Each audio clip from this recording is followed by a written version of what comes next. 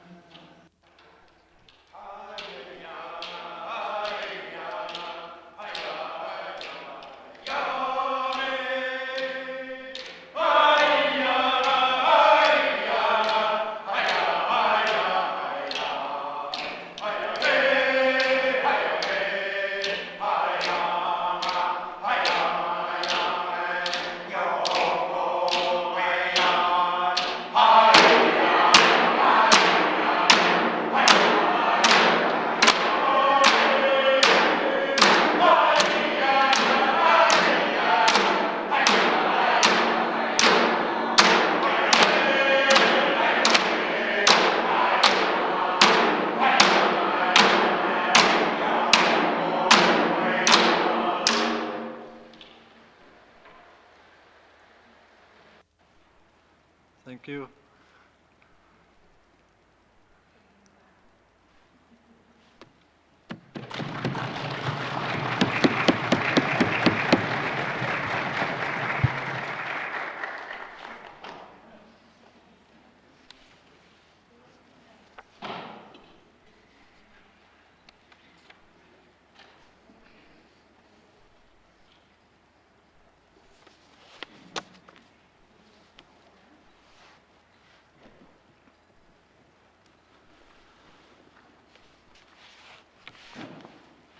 Good afternoon, colleagues. Today is the first time this House has met since the passing of Her Majesty Queen Elizabeth II. Before we begin, I will ask you to please join me in a moment of silence for our late Queen. Please stand.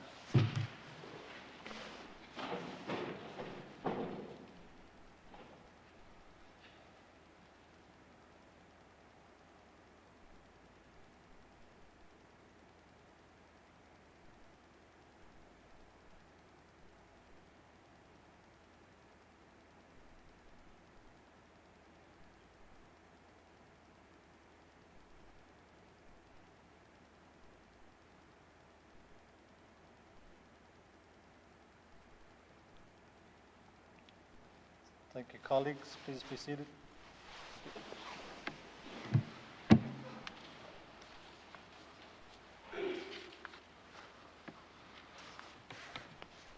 Thank you, members. I also want to take a moment to reflect on the passing of Elizabeth Harnham and Elaine Keenan-Banks. Ms. Harnham was the Northwest Territories First Languages Commissioner and was an advocate for the revitalization of our Indigenous languages. Ms. Keenan-Banks was the Northwest Territories' first Information and Privacy Commissioner and was a strong champion for the protection of people's personal information. Since we last met, we have also lost a former member of this Assembly, Alfred Moses, a member of the 17th and 18th Legislative Assemblies. Alfred served as a regular member, committee chair, and minister. Alfred and I worked together for 8 years here at the Legislative Assembly. I am grateful to have become friends with him during that time. Alfred was a champion of our youth and healthier communities. His passing was a great loss for the town of Inuvik, the Beaufort Delta, and the Northwest Territories. As a territory, we are a better place because of the service, dedication, and passion of Ms. Harnham, Ms. Keenan-Banks, and Mr. Moses. On behalf of this House, I offer our deepest condolences and gratitude to their families. Many of our communities throughout the Northwest Territories are dealing with the loss of loved ones. It is especially gratifying to see how our communities come together at times of tragedy, and continued prayers for all those throughout the Northwest Territories as we come together and show we care and help out as much as we can.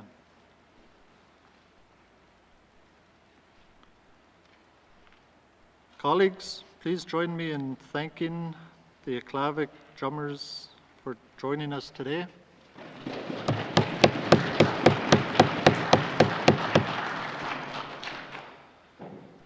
It is my pleasure to welcome them to this chamber, and I feel blessed to be able to share their talents with you and everybody who is joining us in the gallery for the following of our proceedings, or following our proceedings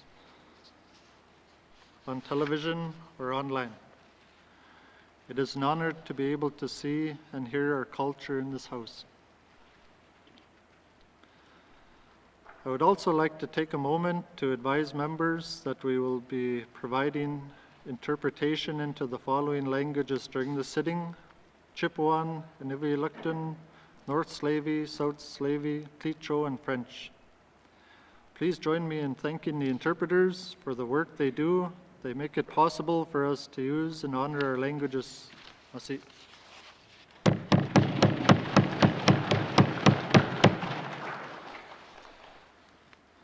Members, I would now like to welcome you back. The last time we met in this chamber on June 2nd, I know that each of us were busy with the ongoing business of government and committees. However, I hope that you also found time to connect with family and friends and recharge your batteries. Our jobs are not easy, and to effectively represent our constituents, we need to take care of ourselves. It is an honor for us to be here on behalf of our constituents and all residents of the Northwest Territories. Members, I would like to remind you to conduct yourselves in keeping with the rules of this assembly, show respect for one another, for this institution, and most importantly, for the people we represent in this chamber. We won't always see eye to eye with each other. That is not possible, but we can and must treat each other with dignity and respect. We are here to serve as representatives for the people that elected us and put their trust in us. Take pride in that work. Now, colleagues, it is my duty to advise the House that I have received the following message from the Deputy Commissioner of the Northwest Territories. It reads, "Dear Mr. Speaker, I wish to advise that I recommend the Legislative Assembly of the Northwest Territories the passage of Appropriation Act Infrastructure Expenditure 2023-2024, Supplementary Appropriation Act Infrastructure Expenditures Number 2, 2022-2023, Supplementary Appropriation Act Operation Expenditures Number 2, 2022-2023, during the second session of the 19th Legislative Assembly. Yours truly, Leonard Kenny, Deputy Commissioner." Thank you, colleagues. Item 2.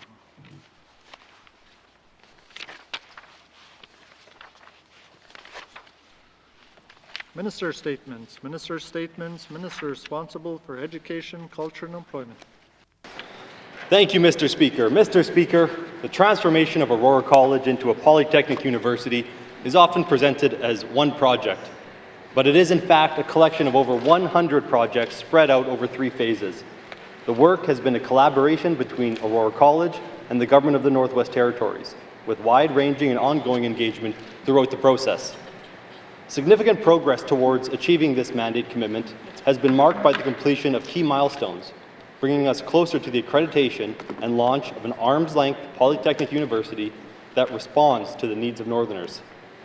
With foundational planning completed in Phase 1, we are now in the second phase of the transformation, which includes finalizing a facilities plan, re-establishing the Board of Governors, establishing an academic council, and completing changes to the college's organizational structure. Mr. Speaker, Phase 2 is on track, and a clearer vision of the future Polytechnic University is beginning to take shape. Over the summer, Aurora College began efforts to recruit the Aurora College Board of Governors. With recent amendments to the Aurora College Act, Aurora College's new governance system will have 3 bodies that together govern the college at arm's length from the government. The board will serve the people of the Northwest Territories by setting the vision and mission for Aurora College, and eventually for the Polytechnic University. Recruitment efforts will continue until enough nominations have been received and the required competencies have been met, and I hope to see the new board in place early in the new year. Last month, we released the Polytechnic University Facilities Master Plan. The Facilities Master Plan is a comprehensive strategic document that provides a picture of what the Polytechnic University could look like. It proposes enhancements and expansions to existing Aurora College facilities and includes information on teaching and research facilities at all 3 campuses and across the network of community learning centers. The Facilities Master Plan will be a key planning tool for the Aurora College Board of Governors, who are now ultimately responsible for the financial and capital planning decisions. The Facilities Master Plan was informed by extensive engagement. A summary of feedback collected during that engagement can be found in the What We Heard report that was released this summer. Youth, Aurora College students, faculty and staff, Indigenous governments, community governments, post-secondary education partners, industry, N.W.T departments, and local community members were engaged and provided valuable information that helped shape the document. I believe that the Facilities Master Plan captures the key themes heard during the engagement process and will support the needs of N.W.T students and residents. Mr. Speaker, the Polytechnic University will be an institution for all N.W.T residents. It will provide enhanced education opportunities to residents and create economic benefits across the territory with job creation and capacity building.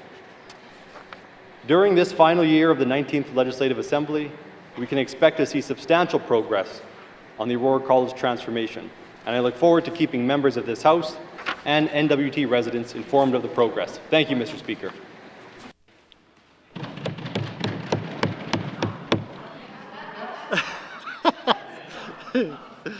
Thank you, Minister. Minister statements. Minister statements. Minister responsible for infrastructure. Mr. Speaker, for the 2nd consecutive year, several communities throughout the Northwest Territories were impacted by flooding. That flooding caused significant damage not only to homes and properties of residents, but also roads, buildings, airports, and ferry landings that we use regularly. Mr. Speaker, the Government of the Northwest Territories' response to the devastating impacts of this spring's flooding, particularly in the South Slave, Decho, and the Beaufort Delta region, required effort from several departments. As the Department of Infrastructure is responsible for the operation and maintenance of public buildings and transportation infrastructure and systems, today I want to highlight my department's tremendous efforts to respond and assist in the Northwest Territories recover from flooding. Many of the department staff were responding while their own properties were being affected. Air transportation is vital in the Northwest Territories. During this spring's flooding, the Marilyn Carter Airport in Hay River saw extensive flooding to its main runway, which led to erosion and damage to airfield lighting and slope along the runway. Crews and contractors worked hard for 6 weeks to restore the main runway to active service. Maintenance staff were also able to quickly get to the secondary gravel runway open so emergency flights and air traffic could continue while repairs were made to the main runway. Mr. Speaker, the N.W.T's buildings and infrastructure were also repaired as quickly as possible in Hay River and N.W.T First Nation. This work included repairs made to the damaged N.W.T pump house to be able to keep the pump waters operational and ensure the community had access to water. Inspection staff inspected gas, boiler, and electric systems in homes, school, pump houses, regional office, and other flood-damaged N.W.T properties within Hay River and N.W.T. During and after the flood. These inspections were conducted regularly to ensure these systems were operating normally and that properties were safe to the public. Highway crews worked around the clock, pumping water across flooded highways, keeping our highway system open for safe travel, controlling traffic and escorting vehicles. Efforts included working with the town of Hay River to build an access road to Paradise Gardens, restoring access through Vale Island in Hay River, Escarpment Creek on Highway 1, and dealing with the significantly flooded sections along the Dempster Highway. The highway transportation officers provided control at highway entrances to affected communities so that anyone entering these communities did so safely, understanding the risk. Infrastructure staff also did outstanding work to restore and maintain ferry and highway operations, removing ice blocks at the Sigachik Ferry Crossing, at the Mackenzie River Ferry Crossing, and at the Liard Crossing. Staff rebuilt and fortified washed-out ferry landings several times and actively monitored river conditions for debris and high water levels to ensure ferry operations could resume as soon as it was safe. Marine transportation staff in Hay River were able to clear the terminal basin and synchro lift waterways of silt so that the barges and boats could safely be lifted and loaded in and out of the water. After the floods, MTS crews were successfully retrieved a sunken barge, cleaned up the shipyard and the terminal yard of debris. Mr. Speaker, this spring's flooding presented numerous challenges for the N.W.T, residents, and our communities. At this time, I would like to recognize all the N.W.T staff, the first responders who did their jobs under demanding conditions in response to the flooding the territory experienced. Their efforts ensured residents could continue to access critical infrastructure, supplies, and services during a difficult time. I would also like to thank the N.W.T residents, some of whom had to leave their homes and possessions for safety. You showed tremendous resilience, courage, compassion, and patience during a difficult time. Kuya-naini, Mr. Speaker.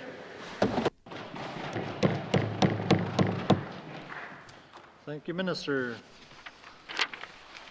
Minister statements. Minister statements. Minister responsible for Health and Social Services.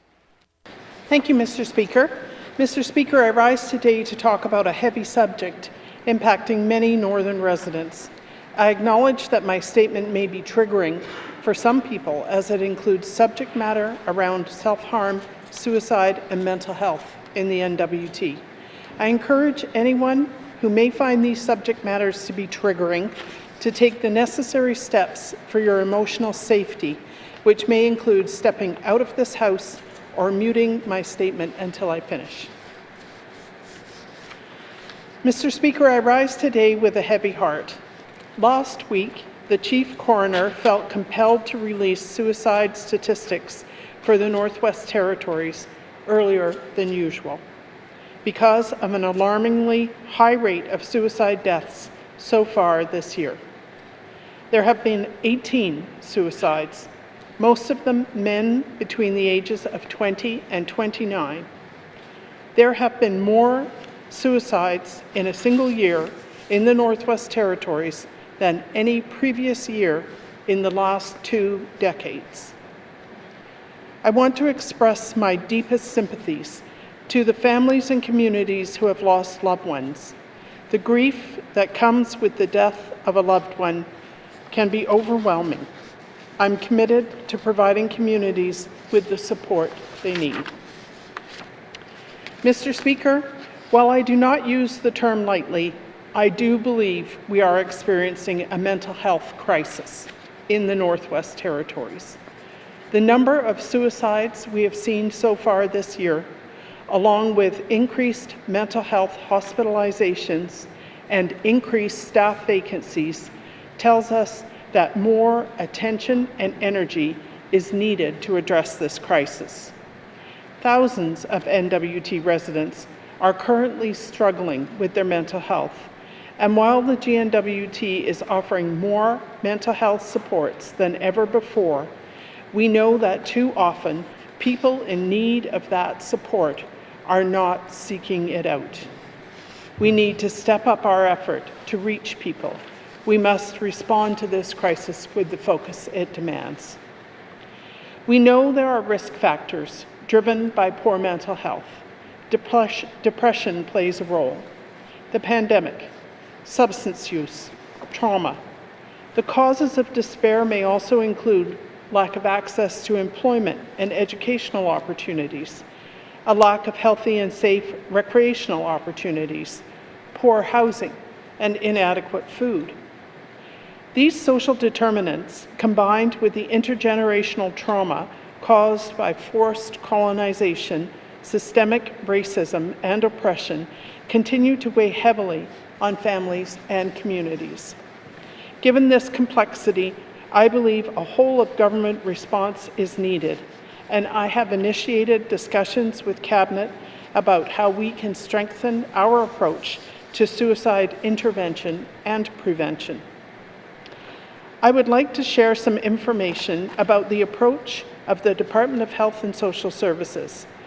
I've been working with the Mayor of Tuktoyaktuk, whose community has experienced 4 suicides since June.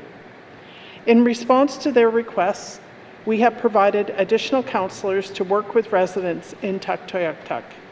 We also expedited the community's Suicide Prevention Fund application, which provided the funding to bring Jordan Tutu to the community last week as an inspirational speaker. Jordan is someone who the community felt they could connect with, who could connect with youth and others who are grieving. Communities understand best what they need in times of crisis, and we are working with them to tailor our support. Mr. Speaker, we have heard from some residents that they are most comfortable talking to residents from their own community. I beg your pardon, councillors from their own community, and we are trying to adapt to a community-based approach that will make this possible. We have provided funding to support the Dene Wellness Warriors program, and we are assisting communities to hire these Rhodes College graduates. In addition to the community counseling program, there are child and youth care counselors in schools across the territory, and residents can access helplines 365 days a year. The Suicide Prevention Fund helps communities deliver programming or to obtain training they believe is effective and appropriate to address mental health challenges. Mr. Speaker, this issue is critically important for me and the Department of Health and Social Services. Offering effective and culturally safe mental wellness and addictions programs and services is a priority of this government and for me personally. While we're putting more resources than ever into mental wellness programming and resources, I am concerned that more people aren't accessing these services. We are working to understand why that is and how we can achieve better uptake. If you, a friend or loved one, is struggling with mental health or talking about suicide, please listen to them and reach out for help. You do not have to be alone. I encourage all my colleagues here today to share our mental health and community wellness support information with your constituents. I have posted links to these resources on my social media channels. These challenges affect more people than any of us can imagine, and we can all be part of the solution. Thank you, Mr. Speaker.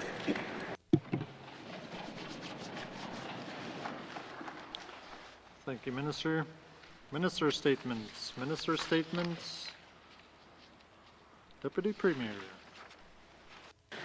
Mr. Speaker, I wish to advise the House that the Honourable Caroline Cochrane will be absent from the House for today and tomorrow to attend the 2022 Arctic Circle Assembly in Iceland.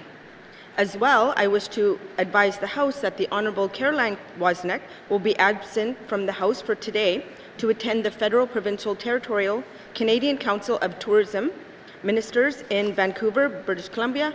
Kuyanini, Mr. Speaker. Thank you, Deputy Premier. Minister statements. Minister statements. Member statements. Member statements. Member for Haverford South. Thank you, Mr. Speaker. Mr. Speaker, I want to talk dredging. a topic that has been discussed on the floor of this House for many years, with no sitting government wanting to take responsibility for it. The federal government at one time provided the infrastructure and resources to dredge the harbour of the Hay River. That program ended in the early 90s, resulting in equipment being sold off and not replaced. Mr. Speaker, the community of Hay River has the largest inland port in Western Canada. It is home to Canadian Coast Guard Base, a Federal Department of Fisheries and Oceans office, our own marine transportation service, and a viable commercial fishing industry. As one can fathom, Hay River is a major and significant component of our northern transportation corridor and fishing industry. It is where truck and rail freight from the south converge to be loaded on barges destined for communities and mineral resource development projects further north. It is important we do not forget that fact. Mr. Speaker, earlier this year, the buildup of sediments at the mouth of the east channel of the Hay River reached a critical level. Last spring and throughout the summer, MTS, Coast Guard, and commercial fishing vessels all experienced grounding of vessels on sandbars, resulting in negative impacts on equipment, marine service delivery, and industry livelihood. Mr. Speaker, I am aware that dredging is the federal government's responsibility, as that has been the answer the current and previous ministers have communicated repeatedly. I have said it before and I'll say it again. Regardless of whose responsibility it is, the issue is in our backyard. So as far as I'm concerned, it is our problem. It is our responsibility, and we must do something about it. Mr. Speaker, this government, with financial support from the Government of Canada, has, over the last several years, spent well over $50 million on the commercial fishery, more than $50 million on the purchase, repair, and operation of MTS assets and property, and most recently, we are anticipating $200 million plus to address flooding damage in the community of Hay River, costs that continue to rise when harbour access is compromised. Mr. Speaker, therefore I expect this government to action a dredging plan prior to marine vessels leaving the harbour this coming spring, and I expect to see dredging take place at the mouth of the Hay River this winter. Thank you, Mr. Speaker. Thank you, Member for Hay River South. Member statements. Member for N.W.T. Lakes. Thank you, Mr. Speaker. Mr. Speaker, I want to talk about suicide. Just by saying this, I feel that I'm doing something I shouldn't. Growing up in the North my entire life, I've seen and heard of many suicides. What I never did was talk about it after a loss, or be given the tools on what to do or how to talk about suicide after it happens. We seem to try to move on, and then it happens again. The families or those close to the ones who lost to suicide never get over the loss of their loved one. Sometimes we think we didn't do something, and we didn't do enough. We ask ourselves, what could have I done? The thing is, there are so many social and cultural factors that contribute to death by suicide, as well as underlying mental health conditions, addictions, and asking for help can be extremely difficult for those, as mental health is not looked at the same way as physical health.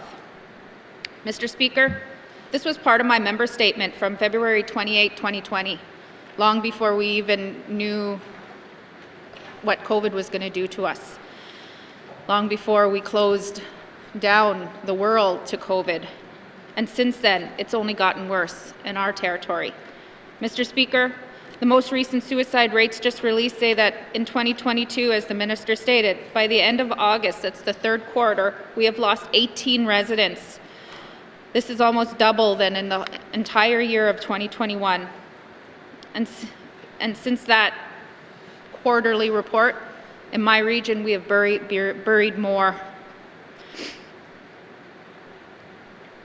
young people in my region. It also shows that it's the highest in my region. It went from 1 to 7 deaths since then. Most are male between 20 and 29. I want to help them. I want us to help them. How do we reach them? I'm at a loss, Mr. Speaker. As an MLA, what can I do? As a mother, as a friend, as an auntie, as a member of my community, what can I do? We have our Aboriginal organizations, and they're trying to work on this, to assist to come up with plans to prevent this, because we see it in our lives every day. in our own communities. We have N.W.T trying to assist families and communities, but we continue to lose more people to suicide, Mr. Speaker. My heart goes out to all those families that are suffering from a loss and those who are suffering with depression or addictions. Please talk to somebody. You are loved. You are important. Thank you, Mr. Speaker. I will have questions for the Minister of Health. Thank you, Member for Inuvik-Twin Lakes. Member statements. Member statements. Member for Frame Lake. Merci, Monsieur le Président. I raised the issue of discharges from the Alberta tar sands tailings several times in our last 3 sittings. I'm pleased to say that the Minister of Environment and Natural Resources has shared one confidential written update since June. I encourage the Minister to do that again and perhaps a little more often, but also make more information public. What I learned from the last couple of months from my own research is that N.W.T has signed 2 contracts for up to $60,000 to end March 2024 to provide technical support during the development of potential tar sands discharge regulations. Associated Environmental Consultants Limited of Vernon, BC will carry out a technical review of oil sands effluent treatment. Hutchinson Environmental Services Limited of Edmonton will review the work being done by Alberta on oil sands wastewater toxicity. It is a good thing to get this assistance and be prepared. As I understand it, the governments of Alberta and Canada continue to deny the government of the Northwest Territories a seat at the table on the Oil Sands Monitoring Oversight Committee. Planning continues towards discharge of tar sands tailings water into the waters that flow into the Northwest Territories. It's not clear whether or when our government may conduct its own modeling of impacts of discharges into the Northwest Territories. I'll have questions for the Minister of Environment and Natural Resources about what is going on with regard to tar sands tailings pond discharges and when information will start to be shared with the public. Merci, Mr. Speaker. Thank you, Member for Frame Lake. Member statements. Member statements. Member for Great Slave. Thank you, Mr. Speaker. Mr. Speaker, Elaine Keenan-Banks died at home in Yellowknife after a short and courageous battle with cancer. Elaine was born on October 3, 1958 in Saskatoon and grew up in Sherwood Park, Alberta. In 1969, Elaine's family moved to Yellowknife, where she spent over 50 years of her life raising a family, practicing law, and becoming an unwavering force advocating for and supporting our community. Elaine earned her law degree from the University of Alberta and was called to the Northwest Territories Bar in 1983. She was ferocious when practicing law and fearless in court, standing firm even when challenged by the judge or opposing counsel. She was known affectionately amongst her colleagues for being a bulldog in court. Fighting for the right thing was a hallmark of Elaine's long tenure as the N.W.T and Nunavut Information and Privacy Commissioner.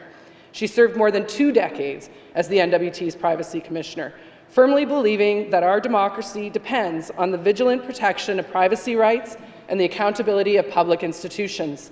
Elaine was active on various committees of the Law Society of the Northwest Territories and the Canadian Bar Association, or CBA. For a time, she represented the N.W.T on the Family Law Practice Committee of the CBA and chaired the CBA Women's Law Committee. She was nationally respected for her work and commitment to the profession and the people she served. Elaine was recognized with the CBA's Doug Miller Award in 2013 for her contributions to the Canadian Bar Association. Elaine's grit and determination extended to volunteerism, and she was active in many sports, including as a board member of Sport North, a dignitary for the Arctic Winter Games, and involvement with volleyball N.W.T. In her younger years, she played slow pitch with the Legal Eagles. Mr. Speaker, I seek unanimous consent to conclude my statement. Thank you. Thank you, Member for Great Slave. The member seeking unanimous consent to conclude her statement. Are there any nays? There are no nays. You may conclude your statement. Thank you. One significant contribution Elaine made to our community was as a parent volunteer, board member, and president of the Yellowknife Gymnastics Club. Through her leadership and drive, funds were raised to build the gymnastics facility at the multiplex. This included leading a group of 4 families in pledging their homes as security against the gym's mortgage, without which the gym could not have been built. Elaine also served as a member of the board of the Yellowknife Community Foundation from 2018 to 2022. As a mother of 3 girls, Amanda, Lauren, and Stacy, Elaine was always there to provide love and counsel when they needed it. Her girls gave her 7 beautiful grandchildren who were Elaine's sunshine and world. I've known Elaine's husband, Peter, for several years, and it is apparent whenever we have spoken about Elaine what a wonderful woman she was, and that they share a love that is timeless. My thoughts are with Elaine's family and friends as they continue to adjust to a life without their beloved Elaine. She will be truly missed. Thank you, Mr. Speaker. Thank you, Member for Great Slave. Our thoughts and prayers are with the family at this time. Member statements. Member statements. Member for Decho.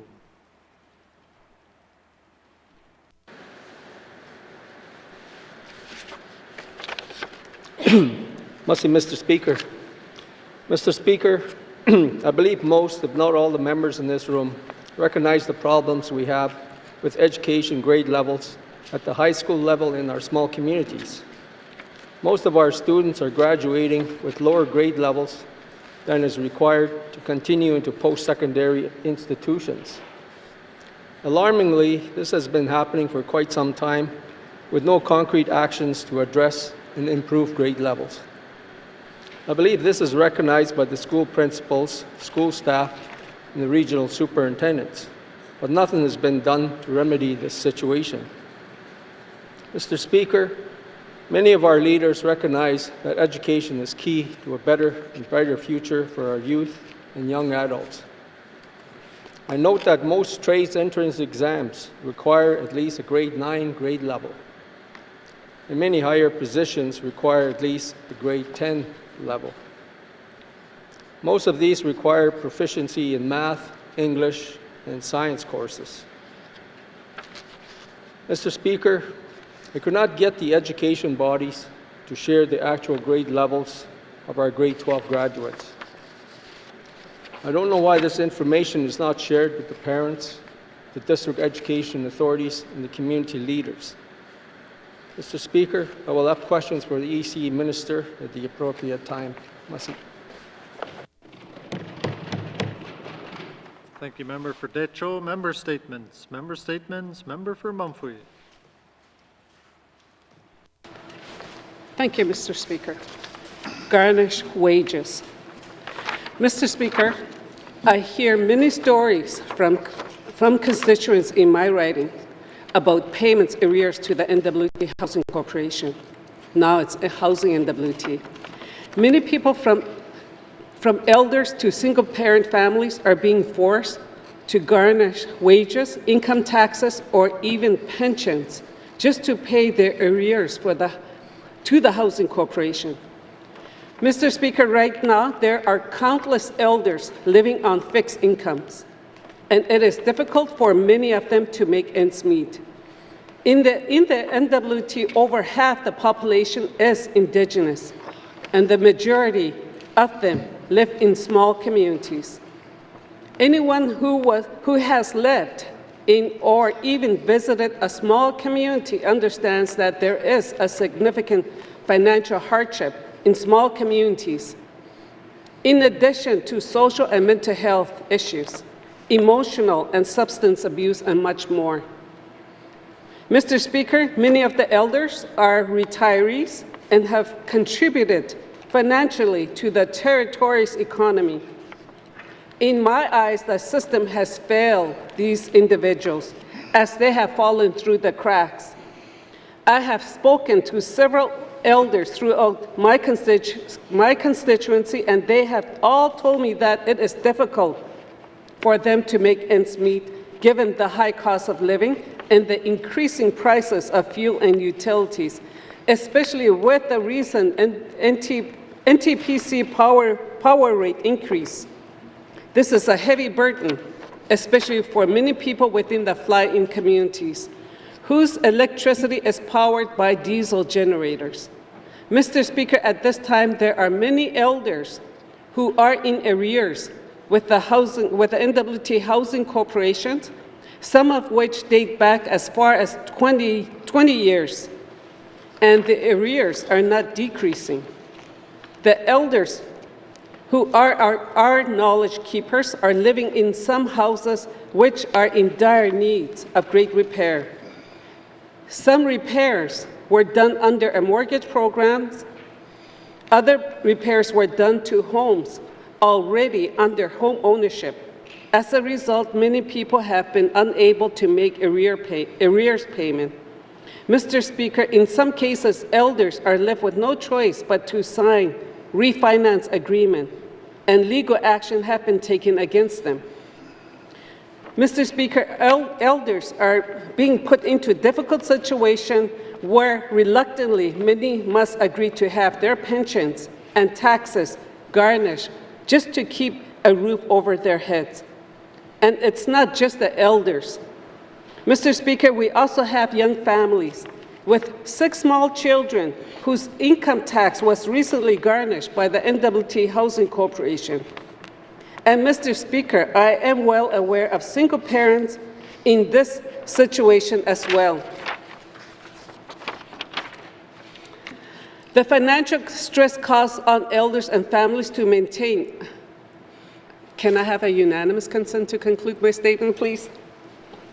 Thank you, member for Mumfree. The member seeking unanimous consent to conclude her statement. Are there any nays? If there are no nays, you may conclude your statement. Thank you. The financial stress caused on elders and families to maintain a roof over their head when they are already struggling with the cost of living is unacceptable. Something has to change. I will have a question for the Minister of Housing at the appropriate time. Mercy. Thank you, member for Mumfree. Member statements. Member statements. Member for Tunaday-Welday. Thank you, Mr. Speaker. Mr. Speaker, our residents know that there's nothing more important than having a roof over your head and a clean, safe place to call home. I rise today to speak on healthy housing in our communities and the responsibility of this government to ensure public housing units are safe for families who depend on our government to support, especially when facing unprecedented strains on their pocketbooks. It goes without saying that expectation for clean and pest-free homes are non-outrageous, and any reasonable person would expect such conditions. Now, Mr. Speaker, let me tell you about cockroaches. Cockroaches have been an insect pest for 4 million years, with more than 3,500 species found around the world. These detestable pests, particularly found in living in restaurants, food processing facilities, hotel rooms, nursing homes, measuring anywhere from 1.3 to 1.6 centimeters long. The German cockroach is one of the most common, although not suited for the cold. The German cockroach has been found in buildings as far north as Nunavut. Mr. Speaker, you don't need to go to Nunavut to find cockroaches. Indeed, you need to look no further than some of our own public housing units here in the Northwest Territories, especially here in Yellowknife, to find the truly deplorable infestation of herring on our residents. Constituents have contacted me complaining about severe mold, foul mold odors, worms, cockroaches coming through walls, floors, vents, plugs, under the sinks and floorboards. I've seen truly a horrendous video of this infestation submitted by the tenant, and I'm shocked that despite such definitive evidence, nothing has been done by the N.W.T. Housing Corporation, local housing authority throughout the N.W.T. and here in Yellowknife to help families living in a safe and healthy environment.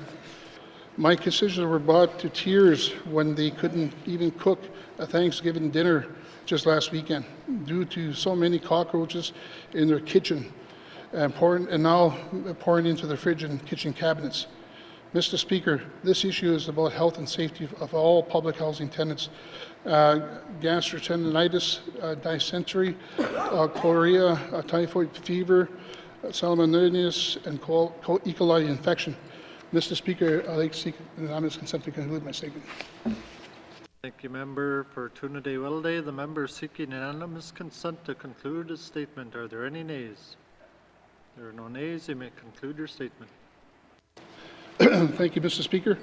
Again, it is completely unacceptable for any family to live in these conditions, living in public housing units, and just as unacceptable that their pleas for help have fallen to deaf ears in the last 2 years. These tenants need immediate help and do not deserve to be brushed off and told that they are not a very clean family. I've asked the minister responsible for housing N.W.T to act in written correspondence, and now I'm calling on her again to do the right thing and help this poor family, and so they could live in a healthy, clean unit, free from cockroaches, worms, and to restore their self-worth and confidence in the basic humanity and dignity. Thank you, Mr. Speaker. I have some questions for the minister.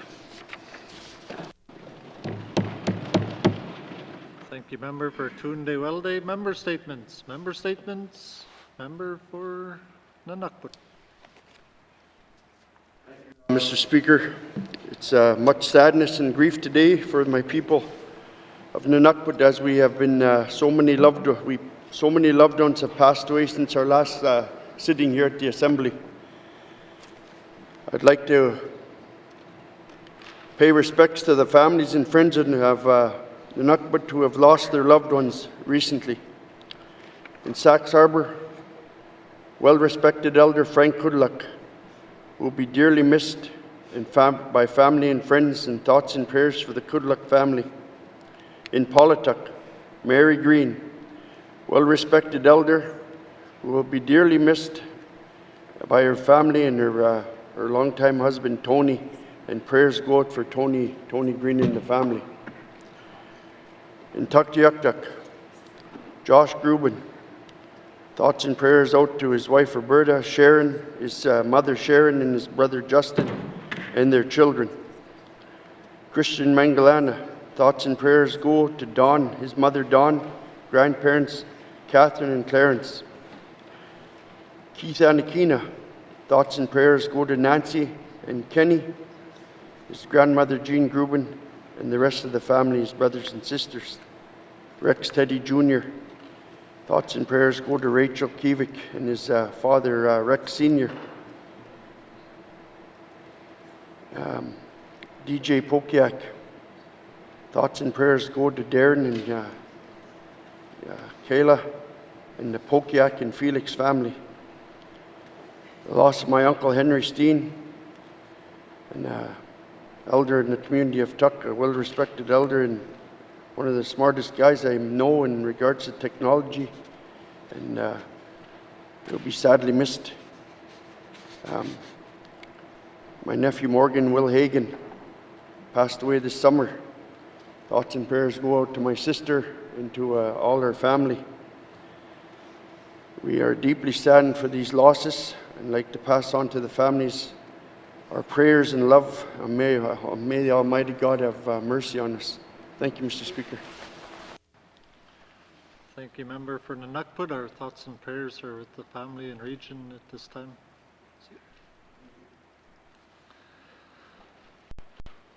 Member statements. Member statements. Member for Nahende. Thank you, Mr. Speaker. Mr. Speaker, George A.P. Joris was born on 15th of June 1951 to Daniel and Jeannie Joris. He passed away on January 29, 2022 in Fort Liard. George left Luxembourg as a young man to see the world and leave his mark upon it. This is the same way he had an impact on the residents of Fort Liard's lives. George's parents had installed with him the values such as open-mindedness, kindness, care, and love towards his peers, although some did not understand it and considered it as a sign of weakness. George considered it as a strength and a brand of his family's, even when he tried to hide his gruff character.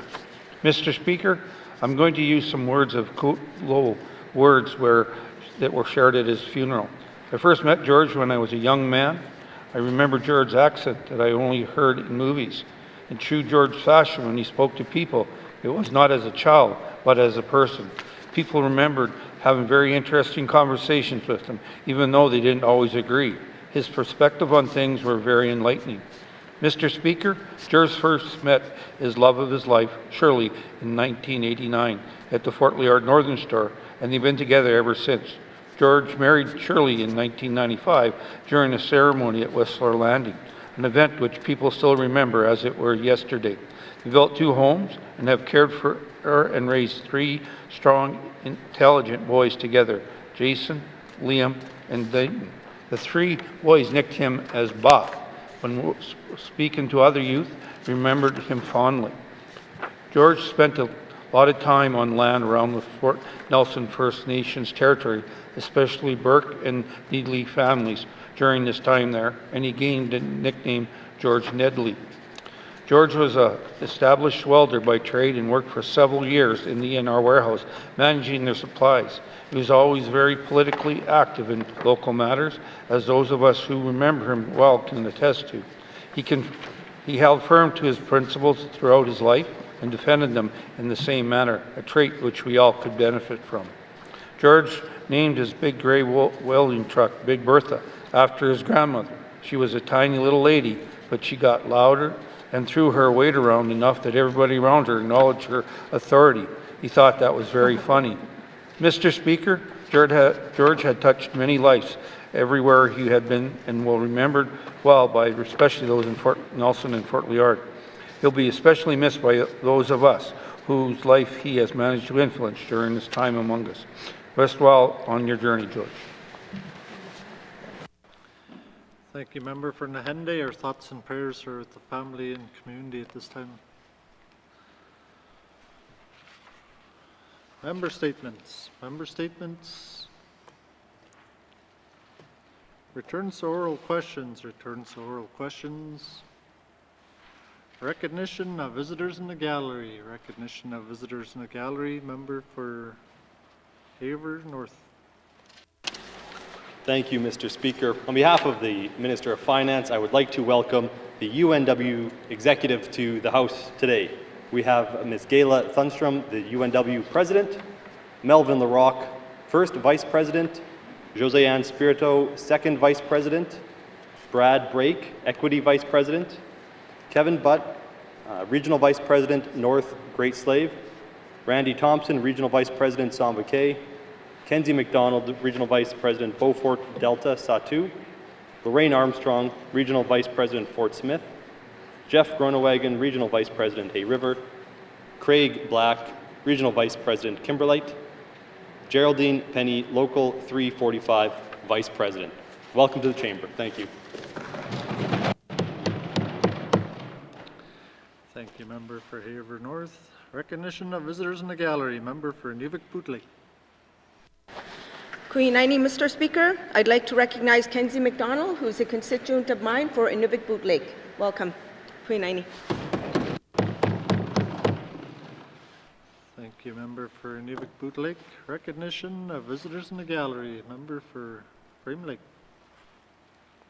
Merci, Monsieur le Président. I'd like to welcome Kim Bailey.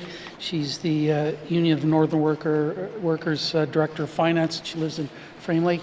Welcome to the House, Kim, and welcome to the rest of your team as well. Thank you. Thank you, Member for Frame Lake. Recognition of visitors in the gallery. Member for Inuvik-Twin Lakes. Thank you, Mr. Speaker. Mr. Speaker, I'd like to recognize Brenda Bernhardt. She is my new constituency assistant for Inuvik-Twin Lakes. Thank you. Thank you, Member for Inuvik-Twin Lakes. Recognition of visitors in the gallery. Member for Great Slave. Thank you, Mr. Speaker. Mr. Speaker, I'd also like to recognize my constituent, Melvin LaRocque, who is the UNW First Vice President, as well as the rest of the UNW, and thank the Minister of Justice for taking on that task, because I was also asked to introduce them as well. So welcome them all to the gallery. Thank you. Thank you, Member for Great Slave. Recognition of visitors in the gallery. Member for Haver South.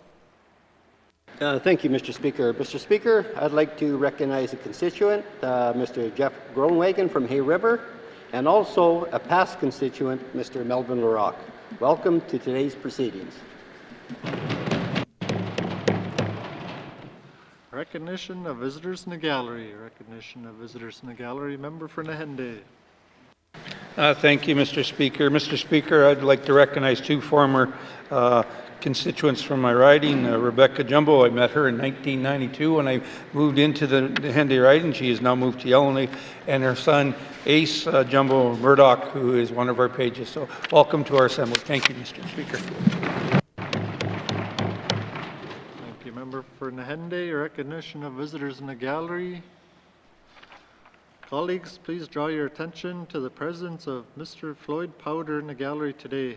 Mr. Powder is a retired and long-serving member of the Canadian Armed Forces who served our country both in Canada and overseas. Mr. Powder is an Indigenous Northerner from Fort Smith and a keen observer of the Legislative Assembly. Welcome, Mr. Powder. Thank you for your service and for making us proud as Northerners. Merci.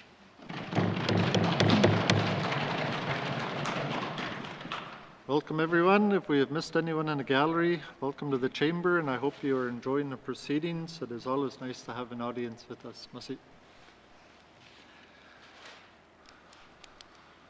Acknowledgements. Acknowledgements. Oral questions. Oral questions. Member for Haver South. Thank you, Mr. Speaker. Mr. Speaker, the questions I have are for the Minister of Infrastructure. Mr. Speaker, every spring the issue of dredging in Hay River is discussed, more so now due to the extensive flooding that took place in Hay River this year. We have watched vessels being pulled off sandbars all summer, which adds up to a financial and safety cost. Mr. Speaker, will the Minister confirm what the financial cost has been to MTS due to flooding in Hay River this year? Thank you. Thank you, Member for Haver South. Minister responsible for infrastructure. Thank you, Mr. Speaker. Mr. Speaker, after each MTS sailing season, we conduct a end-of-season review. So we looked at a number of things, like the full impact of factors that's influencing the season. The associated costs can only be understood once all the invoices are received, once we have completed our review. This analysis is typically completed prior to the end of December. Mr. Speaker, I can commit to providing information to the member as well as the committee once I've had to review the analysis. Thank you, Mr. Speaker. Thank you, Minister. Oral questions. Member for Haver South.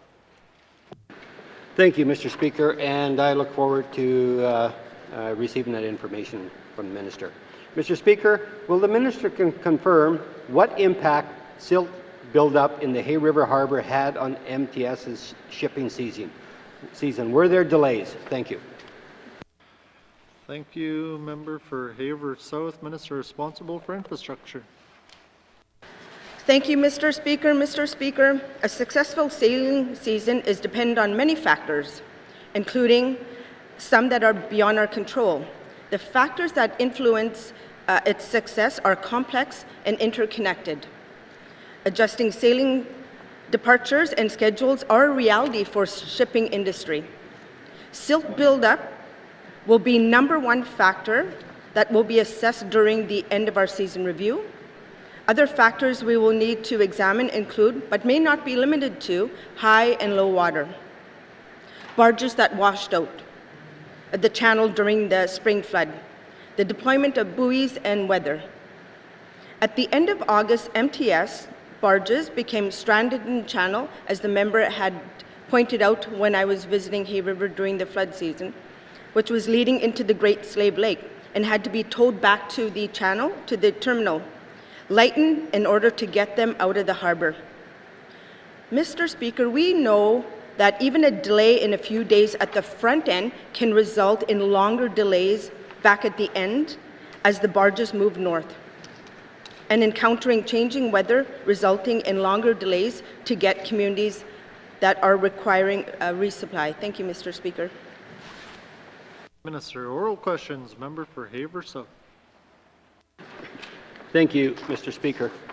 Mr. Speaker, will the Minister confirm what, if any, discussions have taken place with the federal government on the issue of dredging the Hay River Harbor? Thank you. Thank you, Member for Haver South. Minister responsible for infrastructure. Thank you, Mr. Speaker. Mr. Speaker, I'm pursuing the issue with the federal government. So Canada is responsible for the harbour, and I addressed this issue as recently as this week, both to the federal ministers of transportation and Department of Fisheries and Oceans. Senior officials from the department have also recently discussed this with senior officials from Transport Canada and brought this attention to the matter. I'm also working with MP MacLeod in addressing the need for dredging of the Hay River Harbour. Mr. Speaker, our goal is to ensure that the federal government understands the serious nature of this issue, as we do too. Thank you, Mr. Speaker. Thank you, Minister. Final supplementary, member for Haver South. Thank you, Mr. Speaker. Now for the $10 million or $20 million question. Mr. Speaker, the harbour is critical to Hay River, and it has been critical to Hay River for a number of years. Will the minister confirm if her department, absent any federal financial assistance, has identified internal funding to dredge the Hay River Harbour? Thank you. Thank you, member for Haver South. Minister responsible for infrastructure. Thank you, Mr. Speaker. The responsibility for dredging Hay River Harbour lies within the federal government. However, given the importance of the Hay River Harbour and the urgency to restore it, we are willing to lead the work if ongoing federal funding is provided. We also continue to address this matter with its urgency with our federal partners, and we look forward to looking for a solution, because I know this is very important to the community. Not only that, it's very important for some of the communities up the valley. Thank you, Mr. Speaker. Thank you, Minister. Oral questions, member for Framlake. Merci, Monsieur le Président. My question is for the Minister of Environment and Natural Resources about the development of regulations for discharges from the Alberta tar sands. Can the Minister tell us whether the two consultants hired by his department to provide advice on tar sands wastewater treatment and toxicity have been put to work yet, and if so, whether there are any preliminary observations or recommendations? Merci, Mr. Speaker. Thank you, member for Framlake. Minister responsible for Environment and Natural Resources.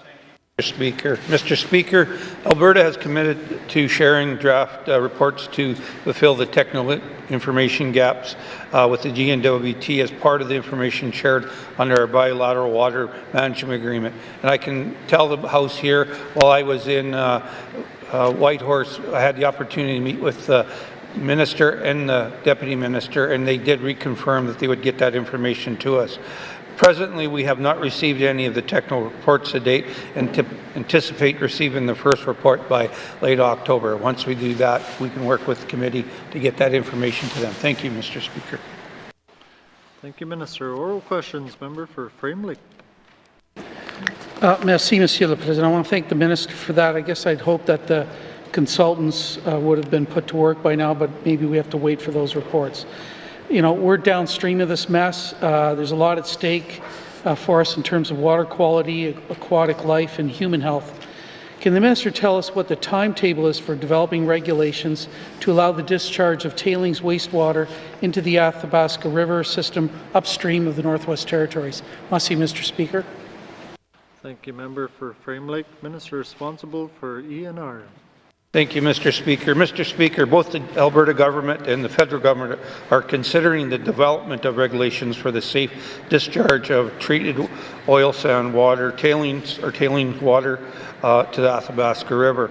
The Alberta government is conducting scientific studies which could be used to support the development of regulations that would outline requirements for the release of treated oil sands mine effluent to surface waters. Regulatory guidance could be developed by as early as 2023. The federal government is also working to develop regulations under the Fisheries Act for oil sands mining effluents, which will include quality standards and reporting requirements. Final regulations will be developed as of 2025. So those two, the province of Alberta and the federal government are working on those things right now. Thank you, Mr. Speaker. Thank you, Minister. Oral questions, member for Framlake. Merci, Monsieur le Président. I want to thank the Minister for that. We've got two freight trains coming towards us, so I'll look forward to some kind of updates. Earlier today, I thanked the Minister for the confidential update he provided to regular MLAs. That's helpful, but there's nothing really in terms of clear public information on what's going on. There's also a lack of a principled position from our government on these proposed discharges. Can the Minister tell us whether there is a plan to provide regular updates to N.W.T. residents about potential discharges from the Alberta tar sands and regulations to allow this to happen? So some public information. Is there a schedule, a plan to do that, Mr. Speaker? Merci. Thank you, Member for Frame Lake. Minister responsible for Environment and Natural Resources. Thank you, Mr. Speaker.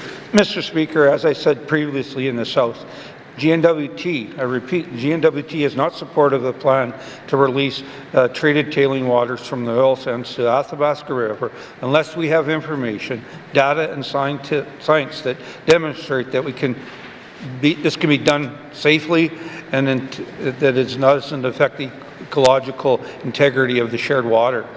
Mr. Speaker, through the Alberta N.W.T. bilateral water management agreement, ENR has regular communications with the Alberta government about the work that is underway on regulation development. Senior Alberta and GNWT officials are meeting regularly. Regular meeting updates with the Alberta Office of the Chief Scientists are occurring as part of the Bilateral Management Committee. The Alberta Office of the Chief Scientist is lead on the Alberta Science is the lead of the oil sand mine water science team, which has developed work plans and is reviewing technical reports to fulfill technical information gaps that could support regulation development. ENR regularly shares updates with the Water Strategic Indigenous Steering Committee. The department shall share on an update with Indigenous Governments Council Secretariat in August of 2022. ENR has shared an update with the Standing Committee on September 19, 2022. As information received, the GNWT will consider a thorough assessment of the technical reports prepared by Alberta to address the knowledge gaps as well as proposed regulations to ensure that the interests of NWT residents are well represented. Thank you, Mr. Speaker. Thank you, Minister. Final supplementary, Member for Frame Lake. Merci, Monsieur le Président. I want to thank the Minister for that, all that information about the process, but can he just look at establishing a web page on the ENR website where this kind of information could be provided to the public? But so the discharge of tar sands tailings, or at least treated wastewater, is inevitable. It's going to happen either through treatment or there's going to be an accident. All of this will likely lead to significant public concern on the part of NWT residents regarding any potential discharges. So, can the Minister tell us whether his department has considered whether tar sands discharges might have a significant adverse impact on the environment or might be a cause of public concern and thus trigger an environmental assessment under the Mackenzie Valley Resource Management Act? Merci, Mr. Speaker. Thank you, Member for Frame Lake. Minister responsible for ENR. Thank you, Mr. Speaker. Mr. Speaker, the GNWT will complete a thorough assessment of the technical reports prepared to address the knowledge gap, as well as proposed regulations to ensure that the interests of NWT residents are well represented. Our bilateral water management agreement with Alberta includes information sharing provisions and water monitoring commitments, triggers and objectives that will provide an early warning system of change.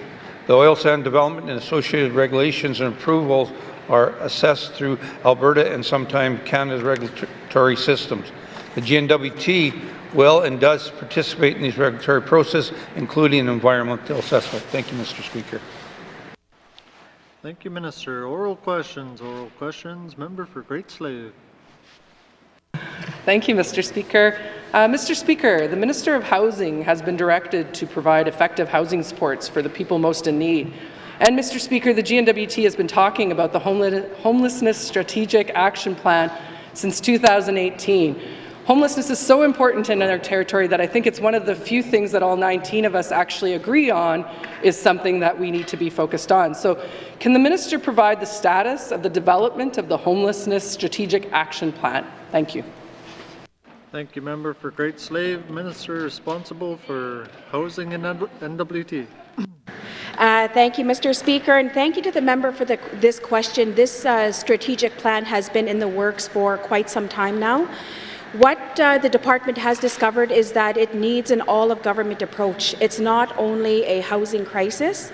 We are actually working with Department of Health and Education and Justice as well to formally look at what this strategy is going to look like, and also where is the funding going to come from? Is this going to be a standalone department? Those decisions are being spoken about at the Deputy Minister's level, and I can provide Standing Committee with a further update if that's required. Thank you, or requested. Thank you, Mr. Speaker. Thank you, Minister. Oral questions. Member for Great Slave.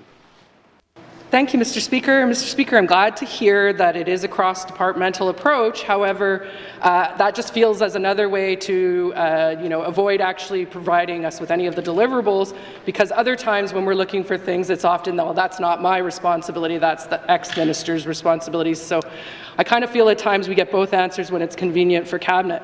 Can the Minister explain how long the department has been working on this plan and who they have engaged? Thank you.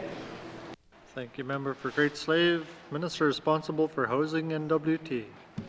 Thank you, Mr. Speaker. And yes, this plan is very complex as well. And looking at the stakeholders we did involve throughout the Northwest Territories, there's a quite large list of people who have been involved in the process as well. I don't have that information in front of me. I can provide that to the member. Thank you, Mr. Speaker. Questions, Member for Great Slave.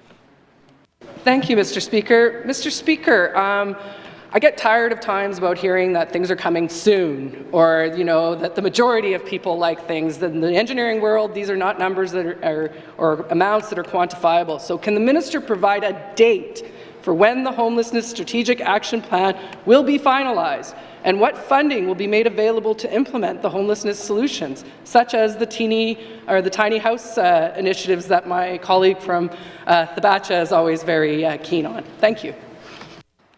Thank you, Member for Great Slave. Minister responsible for Housing N.W.T. Thank you, Mr. Speaker. I know that the Assembly is eager to hear a date on when this strategy would be available. We are also looking at the process that we do have to follow within this Legislative Assembly. The expected date I'm looking at is April 1st of 2023 to just present this homelessness strategy with what we were able to provide up to this date, what we were able to collaborate with the Northwest Territories and with my colleagues as well too. The other part to this strategy is it does not come with any funding. I don't know where the funding is going to come from. That is a totally different conversation to be having, but the priority is to get the strategy out by the end of this government. Thank you, Mr. Speaker. Thank you, Minister. Final supplementary. Member for Great Slave. Thank you, Mr. Speaker. A lot to unpack in that one. First of all, I don't even know what I tell people that don't have a home as of October 2022, that they can wait till April 1st to find out what's happening for them. So I just find that to be crazy, in my opinion, considering this was the very first thing that we talked about needed to be done, was housing. And when we hear other ministers constantly saying, well, we can't hire people because there's no housing, I sit here and go, how is the homelessness strategy not coming out until the last year of our Assembly? It's mind-blowing. So can the minister describe what homelessness prevention strategies and actions are being implemented now? What's going to happen to Inuvik when there's no operator there for the shelter this winter? Thank you. Thank you, Member for Great Slave. Minister responsible for Housing N.W.T. Thank you, Mr. Speaker. With the portfolio, I'm open to be working with members and looking at what we have done with the portfolio. We're looking at working with the renewal that we have just completed, and also a 90-unit delivery that is coming to the Northwest Territories. We've had several engagements with Indigenous groups, from homelessness to the homelessness strategy, to putting units on the ground, to looking at negotiated contracts, and looking at employment at the ground level, making sure that the communities are benefiting from housing being rolled out in their communities as well too. And also just looking at the number of programs that we do have. We don't have enough housing in the Northwest Territories to house every single person. That is the reality. We have a 90-unit housing delivery that we have not seen in 4 decades for the Northwest Territories. And this is significant work that has been done within Housing N.W.T. to change our approach with the federal government, to be working more in conjunction with the federal government and with the Northwest Territories and with the Indigenous groups as well too. For the Inuvik warming shelter, it is hard and challenging right now to find nonprofit organizations that are willing to come forward and wanting to work with us. There's a number of issues that have been identified, but housing is working with those communities and with those nonprofit organizations as well too. Must see, Mr. Speaker. Thank you, Minister. Oral questions. Member for Decho. Mr. Speaker. Mr. Speaker, my member's statement spoke of the problems with actual grade levels of the graduates, the lack of information available to determine actual grade levels of these graduates. Mr. Speaker, information regarding actual grade levels will help education authorities to determine next steps to remedy these problems. Can the Education Minister let us know if these statistics are being collected and what are the findings? Masi.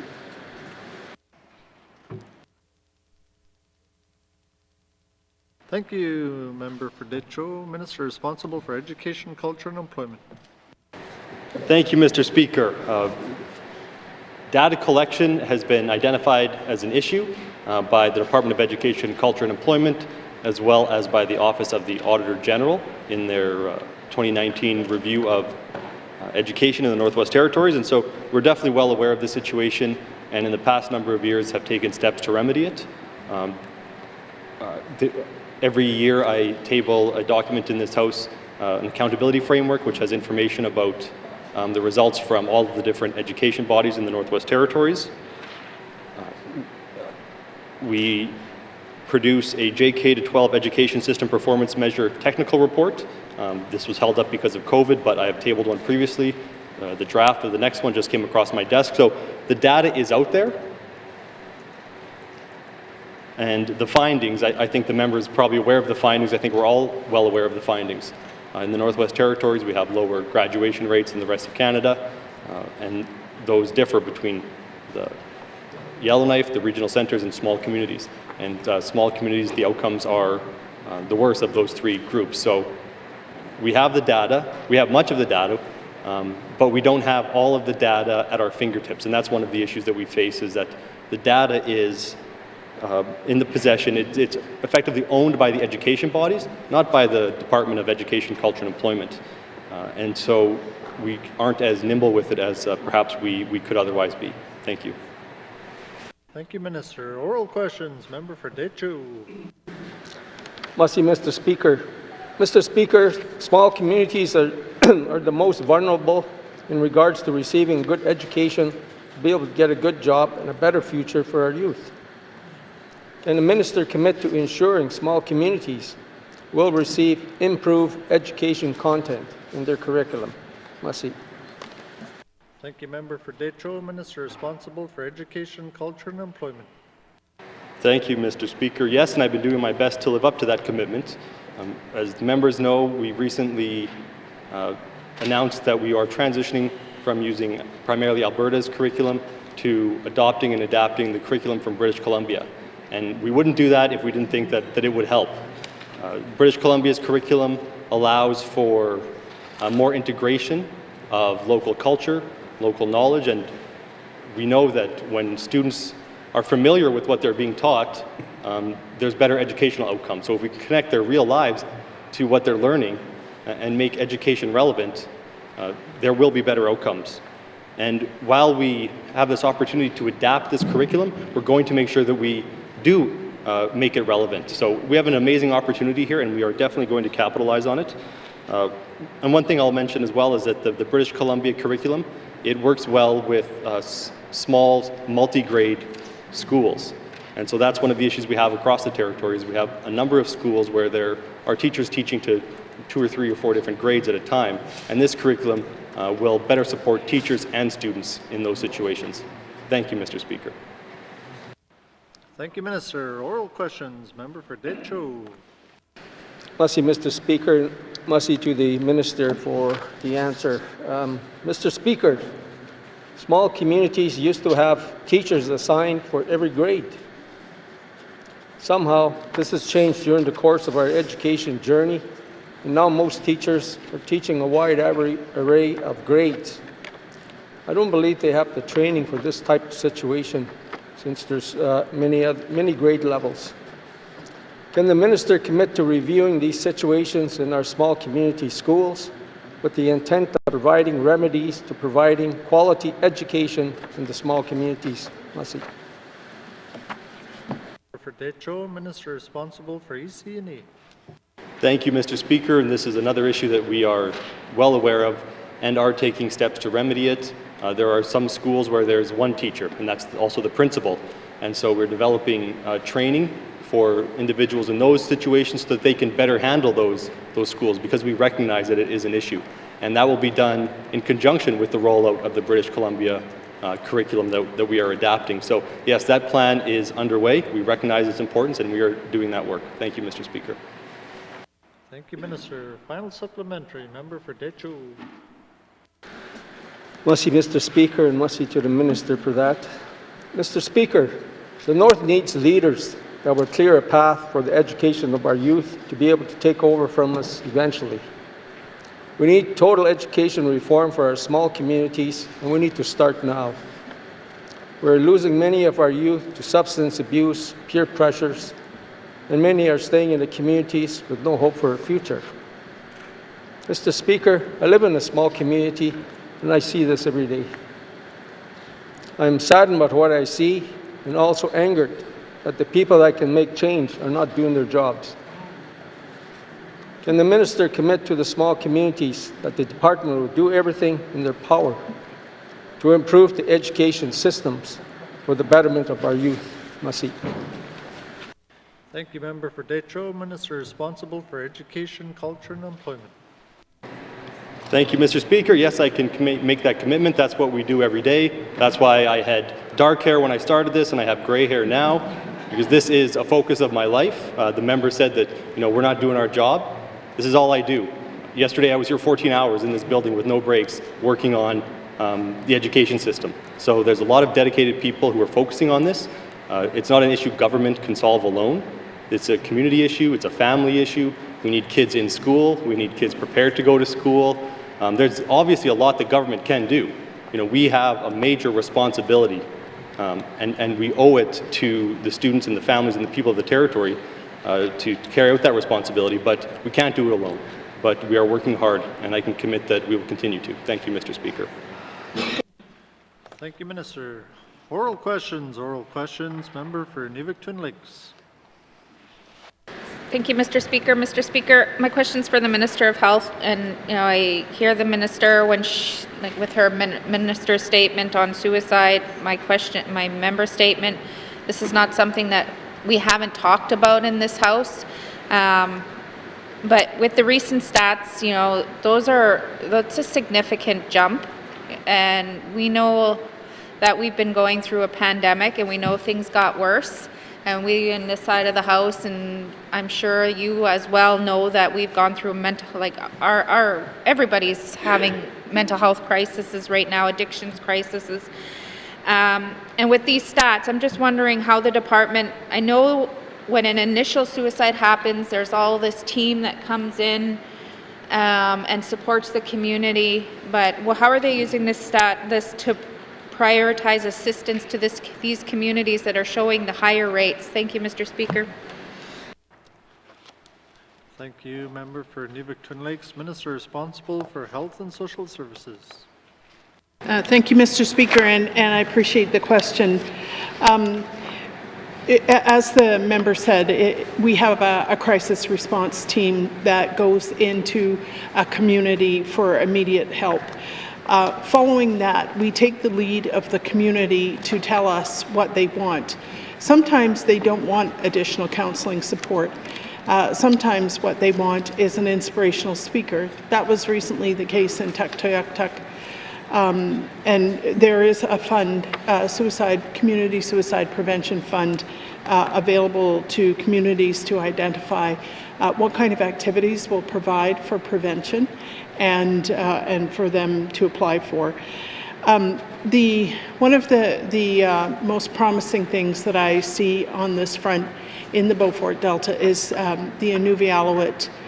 Suicide prevention strategy, which in English is called Moving Forward, Healing Together. That lays out a comprehensive vision of what a suicide prevention strategy should look like in the ISR. And it invites the N.W.T. to be partners in the implementation of that strategy. And we are very keen to work with the N.W.T. Regional Corporation to implement their suicide prevention strategy. I've mentioned a number of other, if people don't want to engage in a formal way, a number of other ways to reach out for help, including using the helplines, making a same-day appointment for community counseling, going to hospital if the need is imminent, or calling 911. So there are a suite of actions that are available. I feel that what we need to understand better is how to help the people in the group most affected by suicides, according to the most recent statistics. We need to know how to reach them more effectively in order to offer them help. Thank you. Thank you, Minister. Oral questions. Member for Nivik-Twin Lakes. Thank you, Mr. Speaker, and thank you to the Minister for that. So looking at what you just said leads me into my next question is, what prevention programs does health have to target men and younger adult age groups with regards to depression and suicide at this time? Thank you, Mr. Speaker. Thank you, Member for Nivik-Twin Lakes. Minister responsible for Health and Social Services. Yeah, thank you, Mr. Speaker, and thank you for the question. At this time, we, of course, youth have the child and youth counselors in the school. There are 3 at the East 3 school. My understanding is they are able to take same day and walk-in appointments, and so certainly for the group that is still accessing school, they could access those services.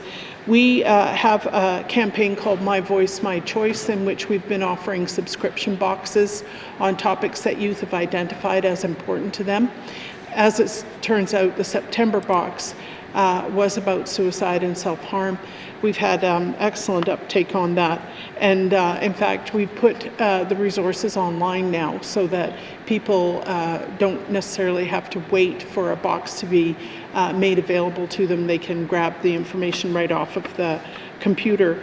You know, the other things that I mentioned in my first answer are, of course, available to youth, including the Kids Helpline, which, as well as being a phone number, youth can text. They can make use of some of the e-mental health strategies like, or apps like the Breathing Room app. The community counseling program is available to them. So I feel that there are a good number of supports available. And as I said in my last answer, I'm interested in connecting with the member about how we can involve young men who are in that most at-risk range, 20 to 29, to be more interested in what we have to offer. Thank you. Thank you, Minister. Oral questions. Member for Nivik-Twin Lakes. Thank you, Mr. Speaker. Mr. Speaker, you know, I hear the Minister when she answers with the CYCs. You know, I think that program, from what I've been hearing, it is a program that works, except that when the students are in crisis, there's not enough of them.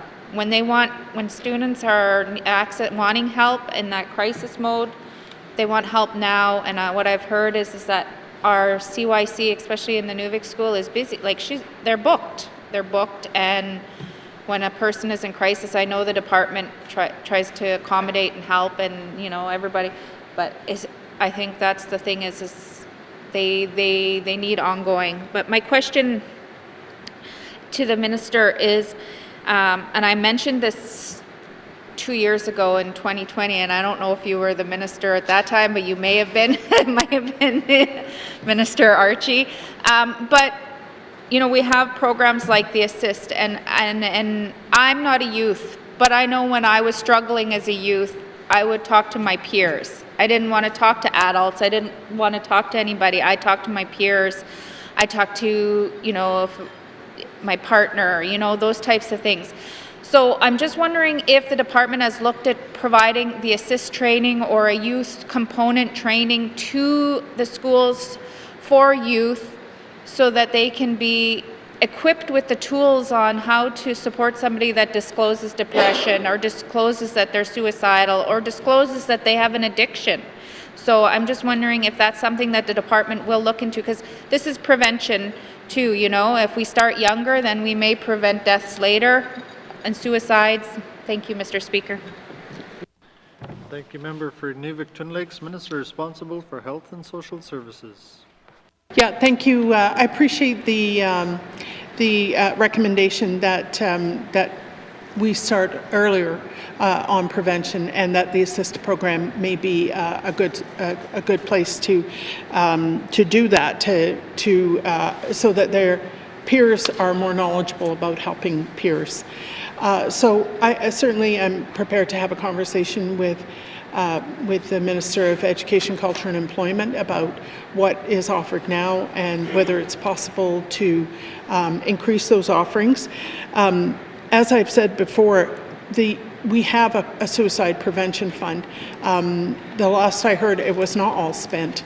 And communities decide what they want, whether it's suicide prevention training, which I know some communities have taken up, or whether it is an inspirational speaker. So I appreciate the suggestion, and I will follow it up. Thank you. Thank you, Minister. Final supplementary, Member for Nivik-Twin Lakes. Thank you, Mr. Speaker. My final supplementary is, you know, we see that the risks of suicide, depression, our dropout rates are higher in the small communities. We know that we hear about addiction, like kids with addictions at a way younger age in the small communities. That's because there's nothing to do. We're not providing with prevention tools. And I mentioned this to the minister before, is we don't have nurses in the community that are focusing on health promotion, health prevention. And I think that we need to start looking at different ways of doing business in our health prevention, and especially in the small communities. You know, we have public health nurses, community health nurses, home care nurses in our bigger centers, but I think if we start looking at focusing on hiring a nurse, we could have a new grad. I went into being public health pretty much out of school, after, you know, so it's not something that you need to have all this emergency trauma training. You could go into the communities and be hired back into your community and work with the students and work with the elders. You already know them. So, and this takes the time, they're focused on health promotion, health prevention. Leave the chins to be working on the emergency nursing and clinics and things like that they're trained for, just like we do in the regional centers. And I think maybe if we start focusing more on prevention, that maybe we can start to turn a corner. And I'm just wondering if the minister will commit to even entertaining this idea. Thank you, Mr. Speaker. Thank you, Member for Nivik-Twin Lakes, Minister responsible for Health and Social Services. Yeah, thank you, Mr. Speaker, and again, I appreciate the question.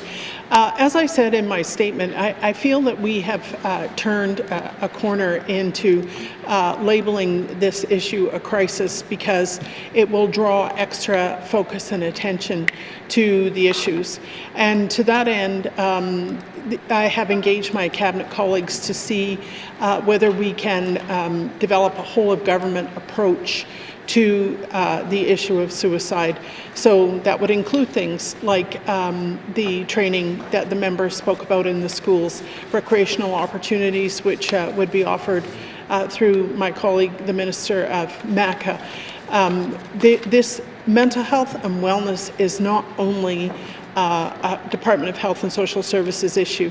It really does require a cross-department approach to look at the kinds of ideas that the member has provided.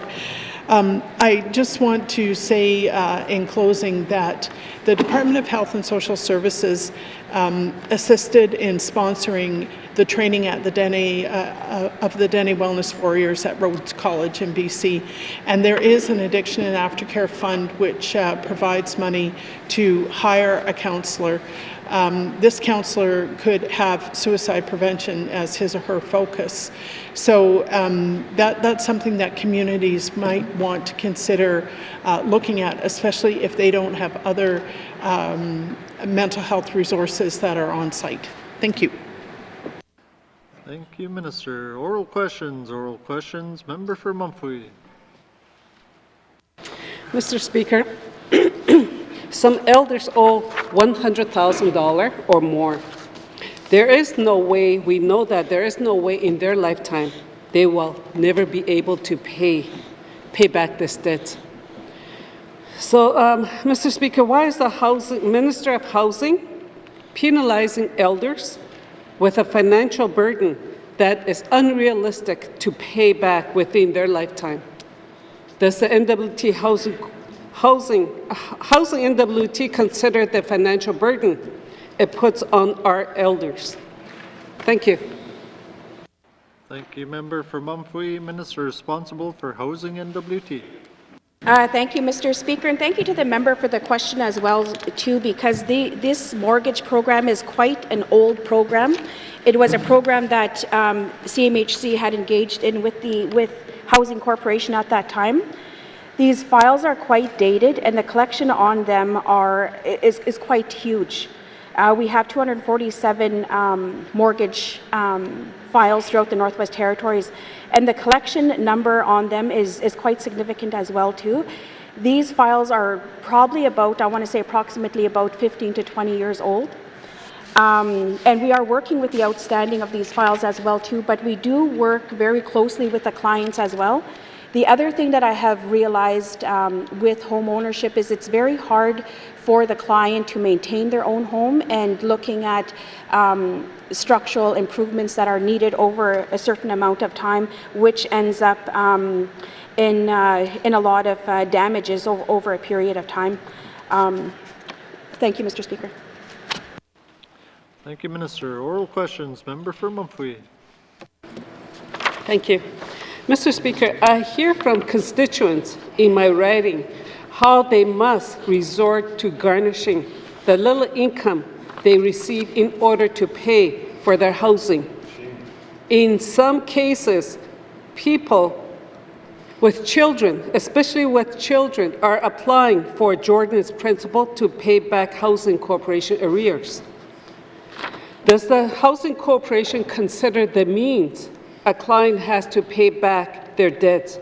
How can the Housing or GNWT collect Jordan's principal payments from a client when that funding is supposed to be used for social, health, and education supports, not to prevent homelessness?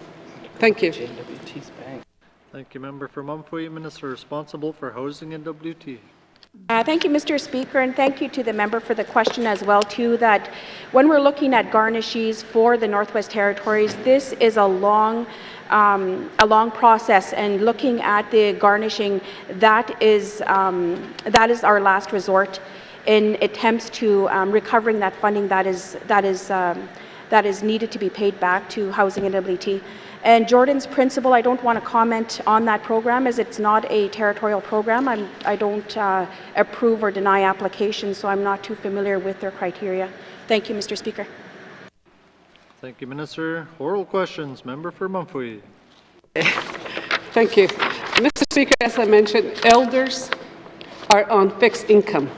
Can the minister explain what type of integrated and personalized support the N.W.T. housing provides for elders and or others to ensure they can remain in their homes without living in poverty?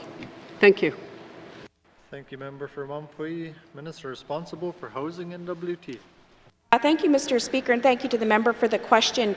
Housing N.W.T is a social program. We don't look at the high market rent in each of the smaller communities and the larger centres. We're severely subsidized to house people throughout the Northwest Territories.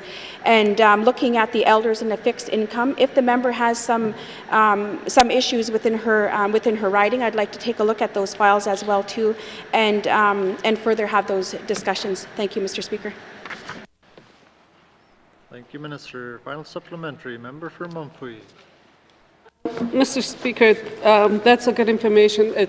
I know that the housing is public units are social programs, and there are some people that are paying max rent. It is a social program, and some is in deplorable condition, and they are paying $1,500 a month. And that is not part of a subsidized program. If it was a subsidized program, it would be less than that, people living on fixed income. Mr. Speaker, it's not just my region that I am talking about, it's all over the Northwest Territories, especially in small communities that I am advocating for too as well. So, Mr. Speaker, many elders in the N.W.T still care for children and grandchildren. Although they are elders, they may still care for many family members as well, and this comes at a financial cost. Mr. Speaker, how is the Minister of Housing considering the financial burden on elders who still need to care for children, grandchildren, or other family members? Thank you. Thank you, member for Mumfui. Minister responsible for housing in N.W.T. Thank you, Mr. Speaker, and thank you to the member for the question as well too. And looking at the rent that we are charging, that is according to our rental rates throughout the Northwest Territories. I just wanted to comment on it further that we don't, to operate these units, it's 25,000. This number was given to me about it was a number provided 10 years ago. And looking at the increase of fuel, the increase of power, I don't have that accurate number in front of me. But these units are severely subsidized. I really want to emphasize on that. And if we're looking at the $1,500 per month for the client that the member had mentioned, I would like to take a look at that too and further provide an explanation of how we got to that number. And also, the member had also spoken about the children, the grandchildren, the grandparents, the elders. We do have an overcrowding issue throughout the Northwest Territories and mainly in the smaller communities as well. With the response on that, we are doing a complete policy review of all of housing's policies as well, and we have just entered into a renewal as well too. Thank you, Mr. Speaker. Thank you, Minister. Oral questions. Member for Tuna-Day-Weldy.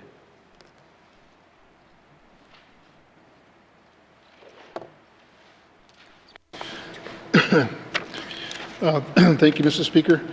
As I said in my member statement earlier today, I have been advocating for my constituent housing in Yellowknife public housing units that are suffering from inexcusable living conditions caused by acute infestation of cockroaches. I'll share the public housing names later with the minister.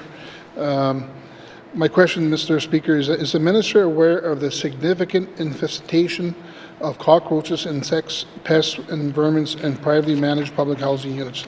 Thank you, Mr. Speaker. Thank you, member for Tuna-Day-Weldy. Minister responsible for housing in N.W.T. Thank you, Mr. Speaker. Yes, Housing N.W.T. is aware of the situation, and we are working with the landlord of the building to address the situation. Thank you, Mr. Speaker. Thank you, Minister. Oral questions. Member for Tuna-Day-Weldy. Thank you, Mr. Speaker.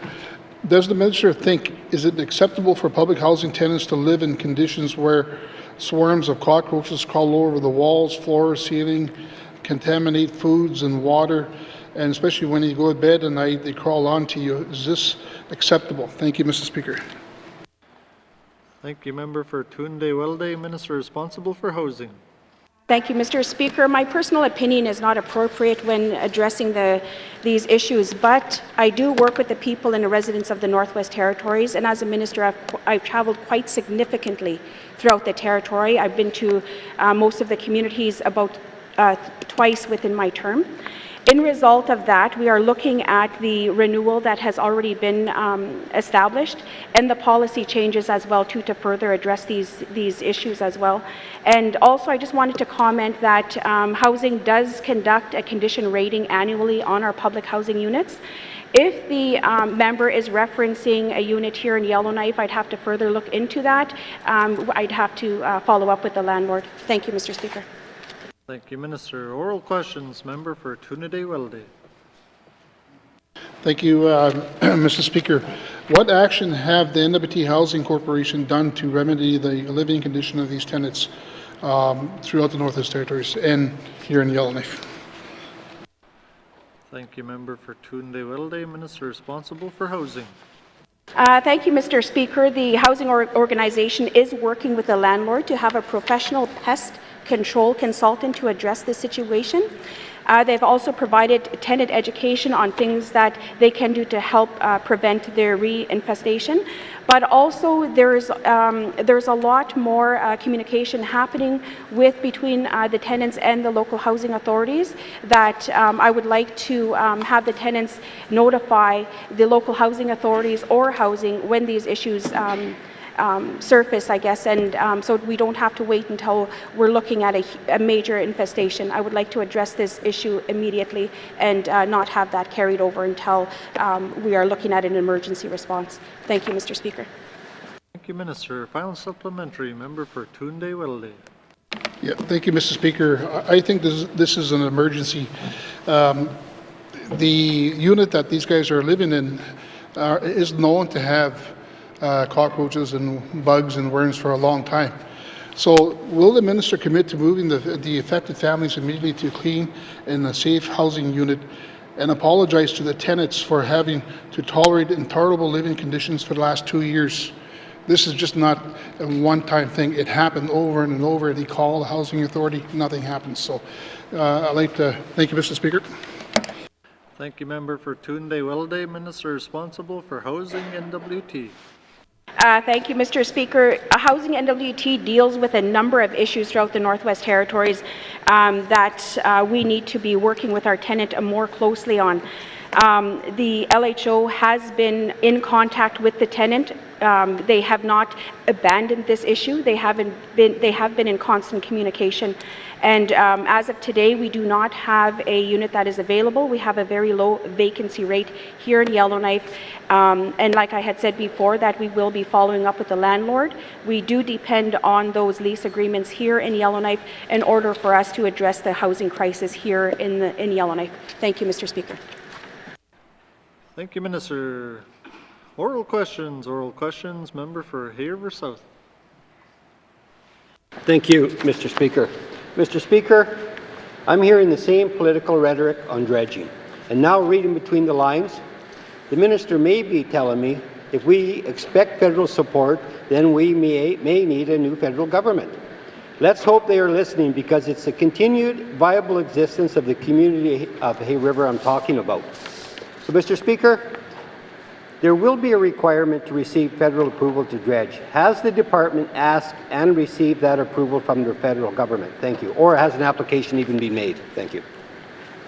For Hay-River South, minister responsible for infrastructure.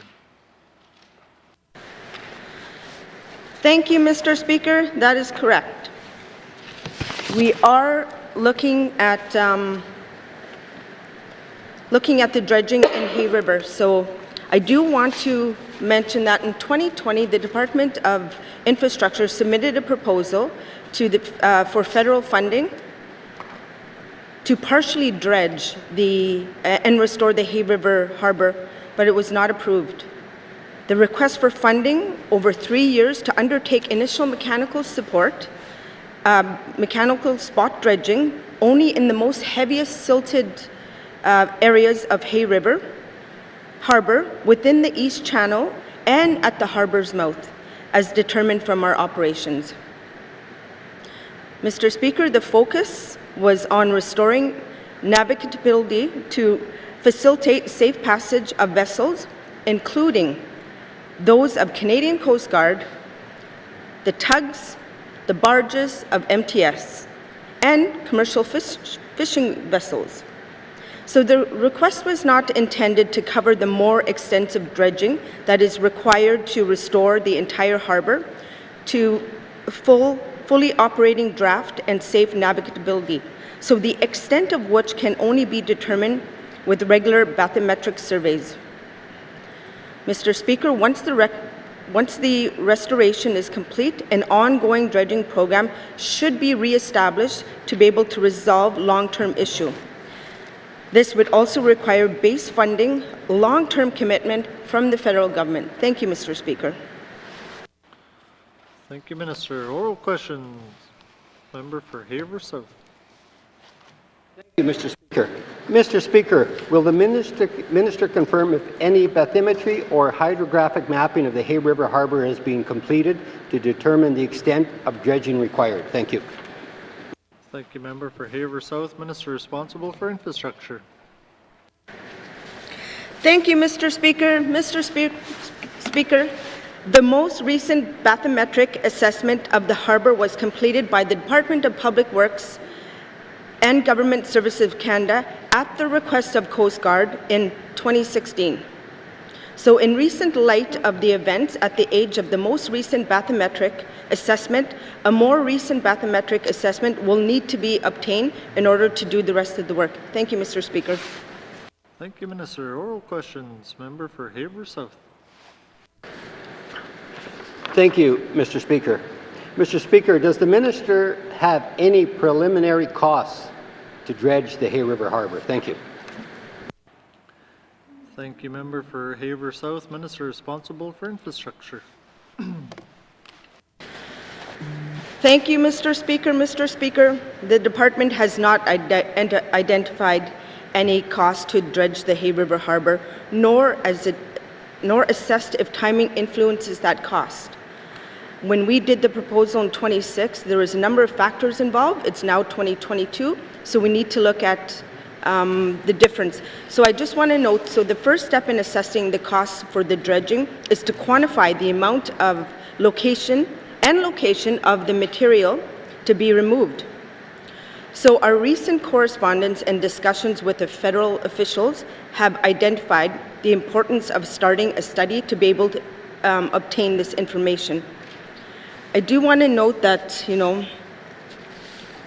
their infrastructure is aware of the technical, legal, procedural, and environmental consideration that are complexities associated with dredging the harbor. As the federal government is responsible for the harbor under the Canadian Navigable Waters Act, they would also need to be involved in identifying the complexities and options that are available for dredging. Thank you, Mr. Speaker. Thank you, Minister. Final supplementary. Member for Haver South.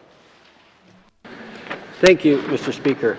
And Mr. Speaker, I think the minister kind of answered some of the last question I had here, but there are complexities, and I just like to know, when we talk about dredging, we're talking about methods, we're talking about engineering, we're talking about permitting, we're talking about equipment, we're talking about safety, we're talking about the area, the depth of the water, the aquatic life mitigation, incremental weather, and costs.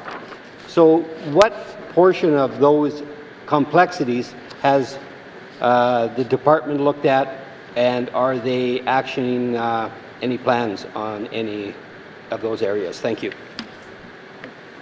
Member for Haver South, Minister responsible for infrastructure. Thank you, Mr. Speaker. Mr. Speaker, as the member pointed out, the department is aware of the technical, legal, procedural, environmental, and the list goes on for the type of work that needs to be done to be able to dredge the Hay River Harbor. It is complex, and I also mentioned that we need to work with the federal government to be able to look at some options that are available. I do want to note, Mr. Speaker, that based on the information that was provided to infrastructure, as of 2016, there was approximately 100,000 cubic meters of mud and silt at the site. So, you look at the complexities, that's a lot of silt, which exceeded established grade requirements. So at this time, it was estimated that at least half of this amount should be removed to be able to avoid any further impending navigations of the harbor. I do want to also note that, the importance of continuing to lobby the federal government to be able to stress the importance of this Hay River. Mr. Speaker, I spoke earlier in my first set of questions from the member, the importance of trying to get some of our supplies up the river. So I know you're telling me to move on. Thank you, Mr. Speaker. Thank you, Minister.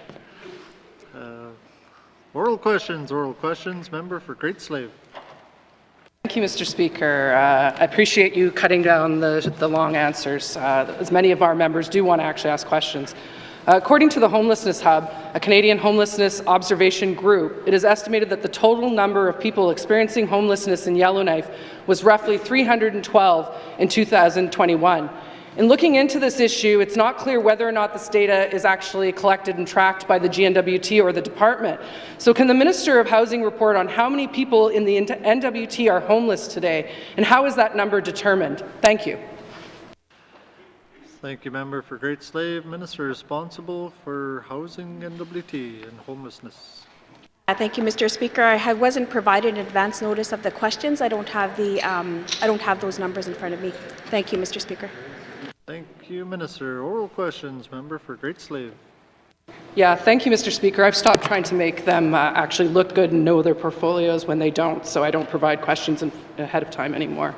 How quickly will the 312 homeless people, if that's actually the number, in Yellowknife move into housing options as a result of the N.W.T's homelessness strategy? And I'd like to say, I'm not going to settle down, as the Minister asked me to after the last round of questions. I'm passionate about our homelessness situation, and it's disturbing to me that the Minister does not want to answer questions on this topic. Thank you. Thank you, Member for Great Slave. Minister responsible for housing. Thank you, Mr. Speaker. I will follow up with the member. Thank you. Thank you, Minister. Oral questions. Member for Great Slave. Thank you, Mr. Speaker. Mr. Speaker, can the Minister explain what new housing supports have been established in the life of this Assembly under her ministerialship for homeless people? Considering we're now down a shelter, I kind of wonder where this progress is done and what the Minister's been doing for the last 3 years. Thank you.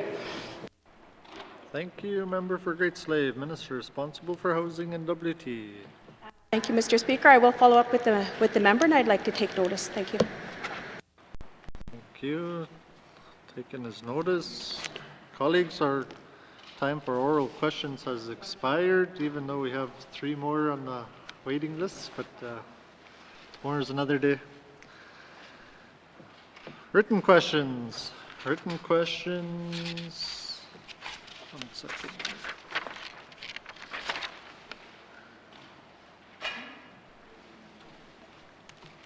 Returns to written questions.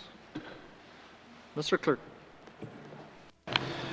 Mr. Speaker, I have returns to all outstanding written questions on the order paper. Written question 42-19-2, asked by the member for Great Slave on May 26, 2022, to the Premier regarding negotiated contracts. Written question 43-19-2, asked by the member from Montfouille on June 1st, 2022, to the Minister of Education, Culture and Employment regarding delivering equitable education services to small communities in the Northwest Territories. Written question 44-19-2, asked by the member for Frame Lake on June 3rd, 2022, to the Minister of Infrastructure regarding contracts for work related to Slave Geological Province Corridor. Written question 45-19-2, asked by the member for Frame Lake on June 3rd, 2022, to the Minister of Infrastructure regarding contracts for work related to Tulsan Hydro Expansion. Written question 46-19-2, asked by the member for Frame Lake on June 3rd, 2022, to the Minister of Industry, Tourism and Investment regarding post-devolution mining revenues to the Northwest Territories.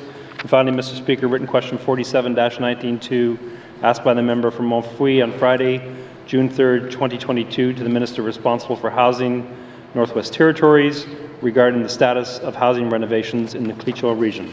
Thank you, Mr. Speaker.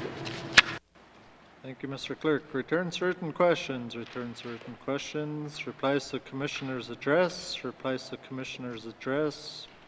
Petitions. Petitions. Colleagues, we'll call a short recess. Thank you.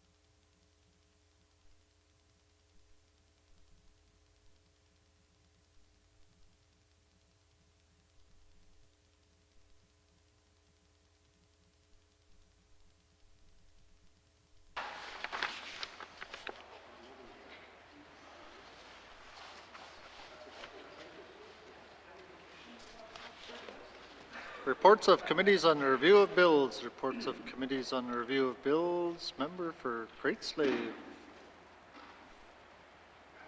Whoa, sorry.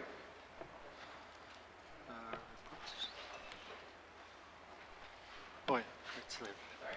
Speaker, my apologies. Am I on the Arbitration Act, the committee? Yes, thank you. Thank you, Mr. Speaker. Your committee would like to report on its consideration of Bill 48, Arbitration Act. Bill 48 received second reading in the Legislative Assembly on March 30th, 2022, and was referred to the Standing Committee on Social Development for review. On October 5th, 2022, the Standing Committee held a public hearing with the Minister of Justice, and on October 11th, 2022, committee completed its clause-by-clause review of the bill. Mr. Speaker, the committee reports that Bill 48, Arbitration Act, is ready for consideration in Committee of the Whole. Thank you, Mr. Speaker. Thank you, Member for Great Slave. Reports of committees on the review of bills. Member for N.W.T. Thank you, Mr. Speaker. Your committee would like to report on consideration of Bill 52, Elevators and Lifts Act. Bill 52 received a second reading in Legislative Assembly May 31st, 2022, and referred to the Standing Committee Economic Development and Environment for review. On September 28, 2022, the Standing Committee held a public hearing with the Minister of Infrastructure, completed a clause-by-clause review of the bill. Mr. Speaker, the committee reports that the Bill 52 Elevators and Lifts Act is ready for consideration in the Committee of the Whole. Thank you, Mr. Speaker. Thank you, Member for N.W.T. Reports of committees on the review of bills. Reports of committees on the review of bills. Member for N.W.T. Thank you, Mr. Speaker. Your committee would like to report on its consideration of Bill 53, an act to amend the Liquor Act. Bill 53 received second reading in the Legislative Assembly on May 31st, 2022, and was referred to the Standing Committee on Government Operations for review. On October 7, 2022, the Standing Committee held a public hearing with the Minister of Finance and completed its clause-by-clause review of the bill. Mr. Speaker, the committee reports that Bill 53, an act to amend the Liquor Act, is ready for consideration in Committee of the Whole. Thank you, Mr. Speaker. Thank you, Member for N.W.T. Reports of committees on the review of bills. Reports of committees on the review of bills. Reports of standing and special committees. Member for N.W.T. Thank you, Mr. Speaker. Report of Chief Electoral Officer's auxiliary report issues arising from 2019 territorial election. Your Standing Committee of Rules Procedures pleased to provide the report on Chief Electoral Officer's auxiliary report issues arising from the 2019 territorial election.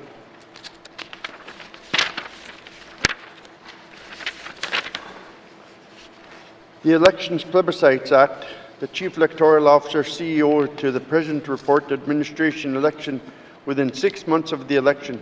The Speaker tabled Chief Electoral Officer report administration 2019 territorial general election on May 28, 2020 and referred to the committee for review.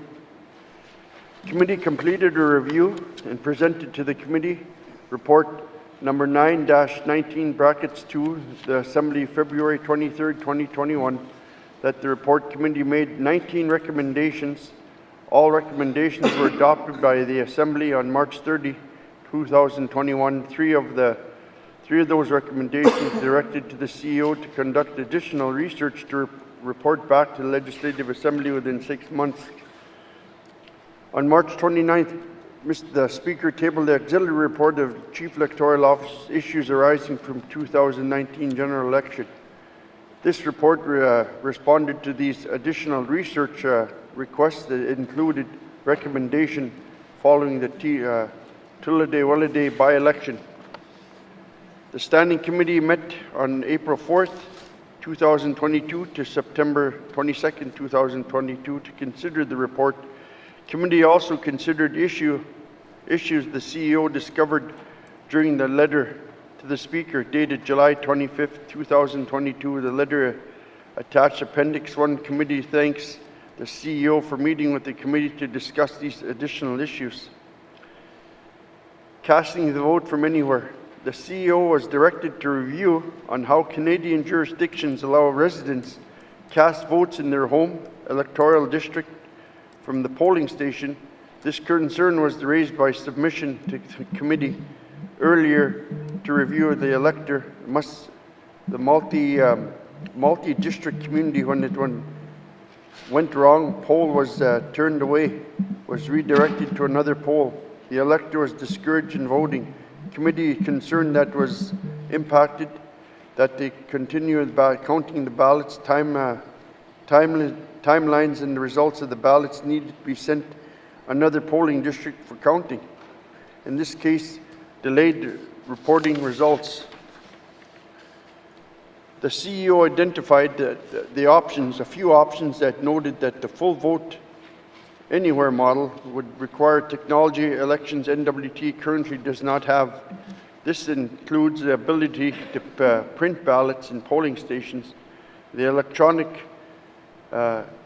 tabulators that count to transmit the results. The CEO recommended the elections N.W.T trial vote anywhere model during advance voting in offices, returning officers. Under such system, during the advance period of the voter who normally lives in another riding when they are currently located, that could go to the office of the returning officer where they can vote in their home riding. For example, if Paul from Sax Harbor was in Inuvik for school and medical during the election, he could go to the office of the returning officer in Inuvik and vote. The advance voting period, the returning officers of Inuvik confirm Paul is in the voters list in the N.W.T riding and issues a right on the ballot. A list of the candidates for Paul would also who voted for the ballot would be sealed, and sealed ballot would be sent to elections N.W.T headquarters the same way mail-in ballots would be treated, then counted, reported by the election officer, and included in totals for the N.W.T.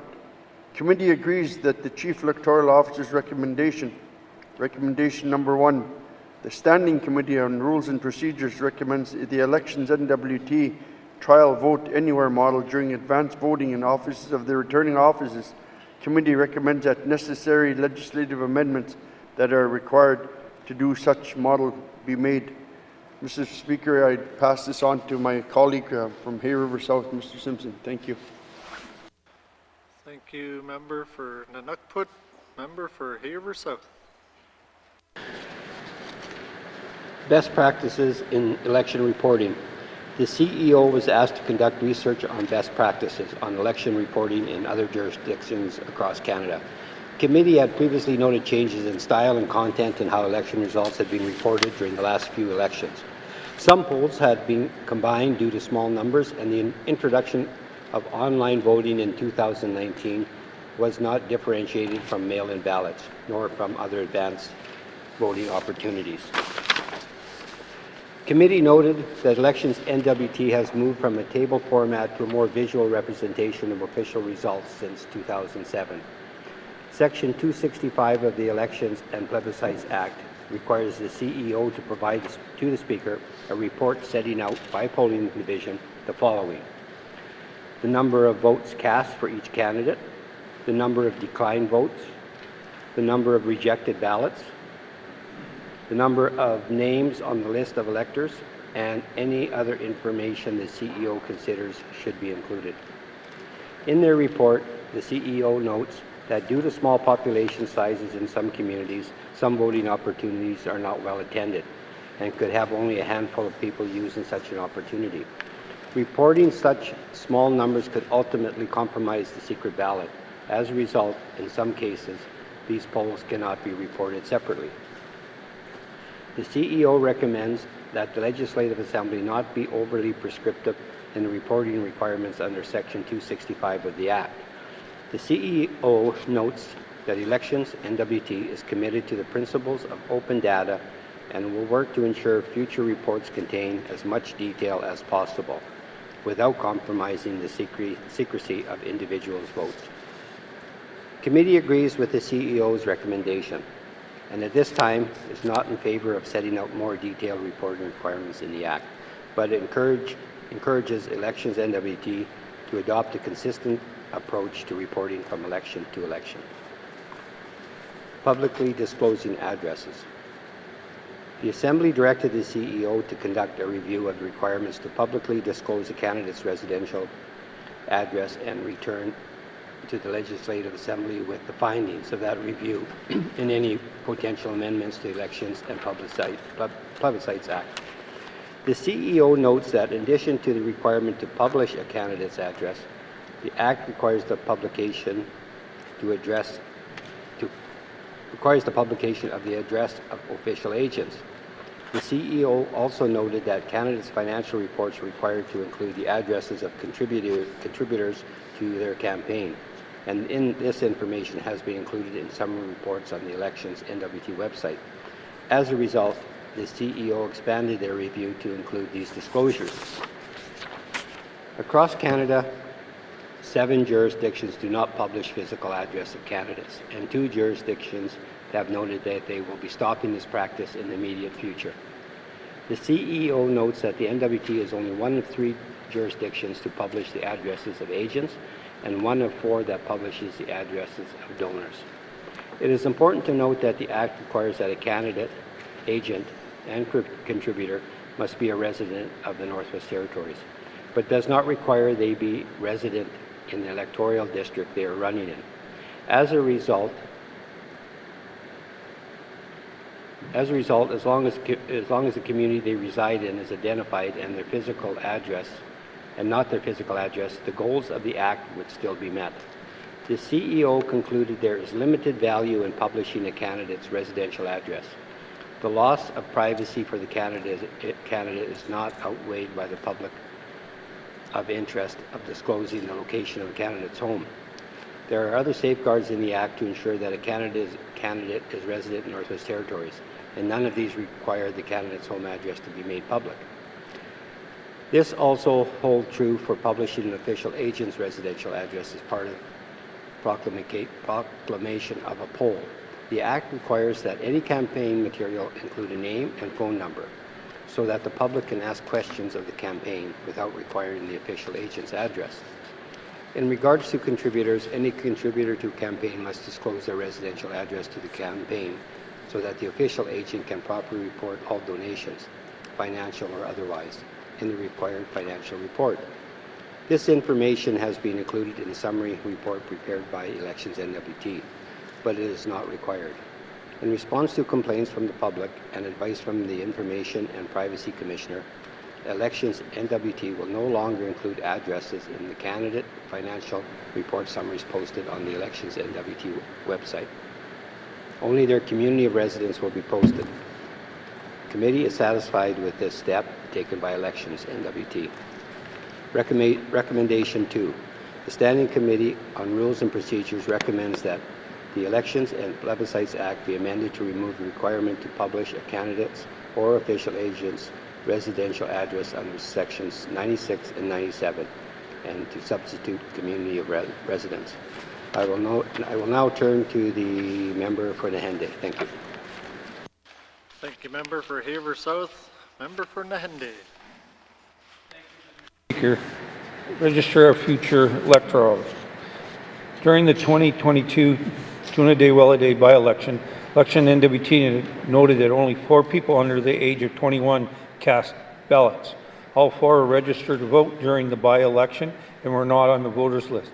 It was noted that anyone who turned 18 after the 2019 general election was not included on the voters list. The CEO noted that 8 other jurisdictions in Canada, including the Yukon, have legislative authority to create a registry of future electorals. These registries allow youth aged 16 to 17 to register with electoral agency. Once registered, on their 18th birthday, they would transfer to the general voters list. Election N.W.T data revealed that on July 1st, 2021, there was 1,659 adults between the ages of 18 and 20 in N.W.T, but only 73 people on the voters list are in the same age group. This means only 4% of adults aged 18 to 20 are registered to vote on the voters list. The CEO noted that Elections N.W.T has limited methods to try and find those voters and register them. Creating a registry of future electorals would be one way to engage youth before they become of age. Recommendation number 3, the Standing Committee on Rules and Procedures recommend that Elections and Plebiscite Act be amended to allow Elections N.W.T to create a registry of future electorals, allowing youth aged 16 and 17 to register with the same information as permitted under Section 54, subsection 2 of the Act. Others issues raised by the electoral officer. Elections rebate program. The Legislative Assembly previously recommended the Act be amended to include election rebate program. While working to implement this recommendation, the CEO noted an issue where a candidate who contributes to their own campaign could potentially receive both a rebate of those funds under the new program as well as a tax credit from Canada Revenue Agency. Committee believes that where a candidate receives a tax credit from Canada Revenue Agency, they should not be entitled to a rebate for those same funds. Only one benefit should be accessible. Recommendation number 4, the Standing Committee on Rules and Procedures recommend that implementing an election rebate program authorized under the Elections and Plebiscite Act, the Chief Electoral Officer ensures candidates are not be able to claim a rebate for any money that they donate to their own campaign that is also eligible for a tax credit from the Canada Revenue Agency. Mr. Speaker, I'd like to turn the report over to the member for Frame Lake, Mr. Cho. Thank you, member for Nahende. Member for Frame Lake. Merci, Monsieur le Président. Peace officers, it was noted that the requirement for polling station accounts was removed from the Act in 2018, but some references to it remain. The CEO notes that the removal of the polling station accounts eliminates the reporting on whether peace officers are appointed at polls and the reason why a peace officer was appointed. The CEO believes the requirement to report on such appointments remains important and should be retained. Recommendation 5. The Standing Committee on Rules and Procedures recommends that references to polling station account be removed from the Act and that a provision be added to Section 119(4) that requires any deputy returning officer who appoints a peace officer to state their reasons for doing so in writing to the returning officer as soon as possible. Recommendation 6. The Standing Committee on Rules and Procedures recommends that Section 205(e) of the Elections and Plebiscites Act be amended to require that a returning officer include in their report of proceedings any appointments of peace officers made under Section 119(4) of the Act. Electoral Boundaries Commission. The Electoral Boundaries Commission provided their final report to the Assembly. It was tabled on May 27, 2022, table document 654-19(2). Their report recommended that the Elections and Plebiscite Act be amended to clearly allow the Commission to receive information from the Register of Electors. Section 77 of the Act states that information contained in the Register of Electors can only be used for an election or plebiscite. However, Section 9 of the Electoral Boundaries Commission Act requires the Commission to consider information in the Register of Elections. The CEO supports this recommendation as it would allow for information sharing and support the work of the Commission in recommending changes to electoral boundaries. Committee agrees. Recommendation 7. Standing Committee on Rules and Procedures recommends that the Elections and Plebiscites Act be amended to allow an Electoral Boundaries Commission to receive information from the Register of Electors under Section 77. Business days. The CEO has noted that a candidate's financial report is due within 60 calendar days under the Act. When elections were traditionally held on a Monday, this resulted in a candidate's financial report being due on a Friday. When polling shifted to Tuesday, the reporting deadline became a Saturday when Elections N.W.T is closed. The CEO recommends amending the Act to refer to business days rather than calendar days. Committee agrees. Recommendation 8.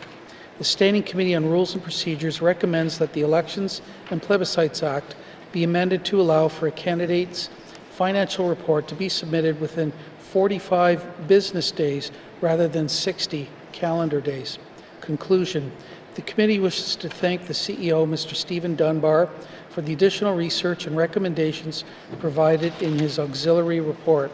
This concludes the committee's review of the Chief Electoral Officer's auxiliary report on the 2019 general election.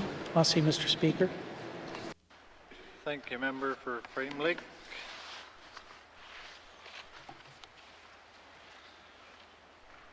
Reports of standing and special committees. Member for N.W.T. Speaker, I move, second by the Honourable Member from Hay River South, that the Standing Committee on Rules and Procedures report on the Chief Electoral Officer's auxiliary report, issues arising from the 2019 territorial election, be received by the Assembly and moved into the Committee of the Whole for further consideration. Thank you, Mr. Speaker. Question. Cabinet's in favor. I love it. Motion is carried.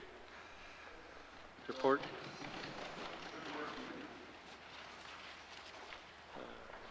The report of Chief Electoral Officer auxiliary report will be moved into Committee of the Whole. Reports of standing and special committees. Reports of standing and special committees. Tabling of documents. Tabling of documents. Minister responsible for Health and Social Services. Thank you, Mr. Speaker. Mr. Speaker, I wish to table the following 3 documents. Response to Committee Report 26-19(2), report of the Child and Family Services Act with the title Lifting N.W.T. Children, Youth and Families and All of Territory Approach to Keeping Families Together. Response to Committee Report 31-19(2), report on Bill 40, an act to amend the Medical Profession Act. Response to Motion 54-19(2), improving health care in small communities. Thank you, Mr. Speaker. Thank you, Minister. Tabling documents. Tabling documents. Minister responsible for infrastructure. Thank you, Mr. Speaker. Mr. Speaker, I wish to table the following 5 documents. Follow-up letter for oral questions 1127-19(2), increasing costs of fuel. Follow-up letter for oral questions 1129-19(2), increasing costs of fuel. Follow-up letter for oral questions 1144-19(2), cost of YELLOWKNIFE transmission line. Further to my return to written question 44-19(2), a document entitled Slave Geological Province Corridor Contract List, April 1st, 2022 to June 3rd, April 22. Finally, Mr. Speaker, further to my written questions 45-19(2), document entitled Tulston Hydro Expansion Project Contract List, April 1st, 2020 to June 2022 to June 3rd, 2022. Thank you, Mr. Speaker. Thank you, Minister. Tabling documents. Tabling documents. Minister responsible for Environment and Natural Resources. Mr. Speaker. Mr. Speaker, I wish to table the following document, response to Committee's Report 24-19(2), report on the statutory review of Species at Risk, N.W.T. Act and Wildlife Act. Thank you, Mr. Speaker. Thank you, Minister. Tabling documents. Tabling documents. Minister responsible for Housing and N.W.T. Thank you, Mr. Speaker. I wish to table the following document, response to Motion 57-19(2), Housing Northwest Territories Transfer to Long-Term Tenants. Merci, Mr. Speaker. Thank you, Minister. Tabling documents. Tabling documents. Minister responsible for Education, Culture and Employment. Thank you, Mr. Speaker. Get comfortable. First, I would like to table the following 9 documents. Response to Committee Report 29-19(2), report on the review of the Languages Commissioner for the Northwest Territories Annual Report 2020-2021. Response to Committee Report 30-19(2), report on the review of the 2020-2021 Annual Report of the Information and Privacy Commissioner. 33rd Annual Report 2021-2022 Victims Assistance Committee of the Northwest Territories. Northwest Territories Coroner Service 2021-2022 early release of suicide data. Follow-up letter for oral question 1094-19 brackets 2, Royal Canadian Mounted Police de-escalation training.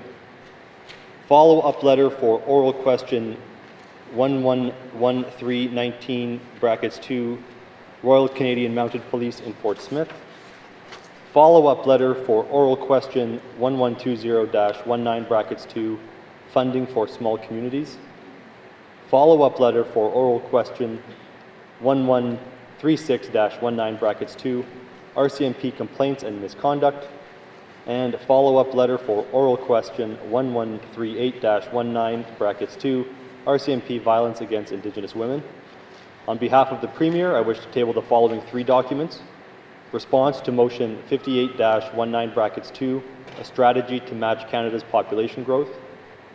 Further to return to written question 42-19 brackets 2, documents entitled Negotiated Contracts, and format for Executive Council submissions recommending authorization to negotiate contracts under the Negotiated Contracts Policy 11-26. On behalf of the Minister of Industry, Tourism and Investments, return to written question 46-19 brackets 2, I wish to table the following document. Information for return to written question 46-19 brackets 2, post-devolution mining revenues to the Northwest Territories. Thank you, Mr. Speaker. Thank you, Minister. Tabling of documents. Member for Framley. Merci, Monsieur le Président. I wish to table the following 3 documents. A letter dated July 27, 2022 from the Northwest Territories N.W.T Chamber of Mines, an open letter to Minister Wozniak regarding N.W.T royalties, and also regarding Alternatives North public solicitation and the N.W.T mining royalty regime. Second document, Mr. Speaker, is a fact sheet distributed by Alternatives North on mineral royalties, how much public benefit from our public resources. Third document, Mr. Speaker, is a chapter from a book, Lines in the Snow, Thoughts on the Past and Future of Northern Canadian Policy Issues by Kevin O'Reilly, Northwest Territories Mining Revenues, Fair Return for Natural Capital or Resource Giveaway. Thank you, Mr. Speaker. Thank you, Member for Framley. Tabling of documents. Colleagues, I'll table the following 7 documents. Pursuant to Section 21-3, or 21 brackets 3, the Legislative Assembly and Executive Council Act, I hereby table the Legislative Assembly Board of Management Record of Decision 253-19 bracket or -2022 for Schedule C Amendment Regulations 2022. Also, pursuant to Section 21 of the Legislative Assembly and Retiring Allowances Act, I wish to table the Legislative Assembly Retiring Allowances Fund financial statements for the year end March 31st, 2022. Also, in accordance with Section 266.1 brackets 1 of the Elections and Plebiscite Act, I wish to table the Elections N.W.T 2021-2022 Annual Report. Also, pursuant to Section 21 of the Human Rights Act, I wish to table the Northwest Territories Human Rights Commission Annual Report 2021-2022. Also, pursuant to Section 68 of the Access to Information and Protection of Privacy Act, I wish to table the Office of the Information and Privacy Commissioner of the Northwest Territories 2021-2022 Annual Report. Also, I hereby table the 2021-2022 Annual Report of the Legislative Assembly of the Northwest Territories.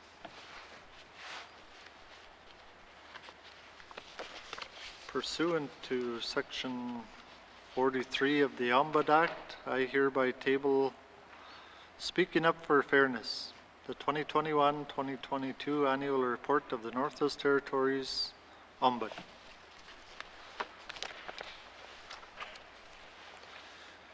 Tabling of documents, I think that's a record, 2.5 pages, table documents. Notices of motion, motions. Notices of motion,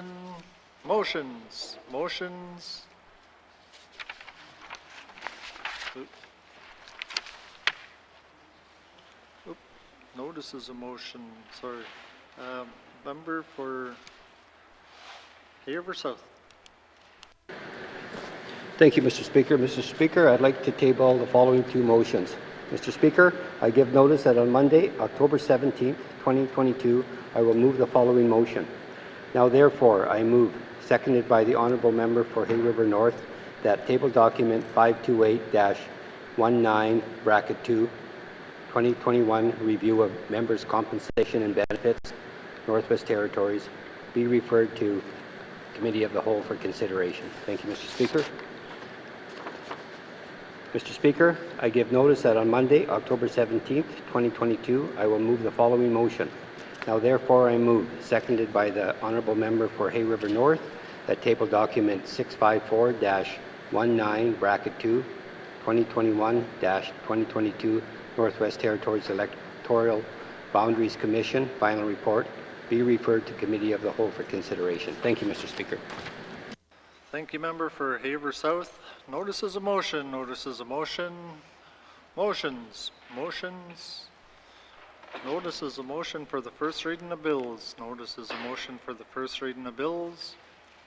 First reading of bills. Second reading of bills.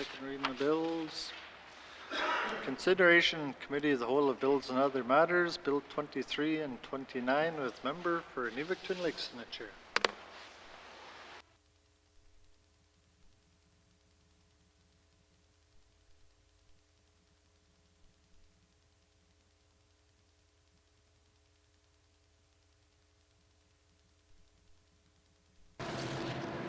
I now call Committee of the Whole to order.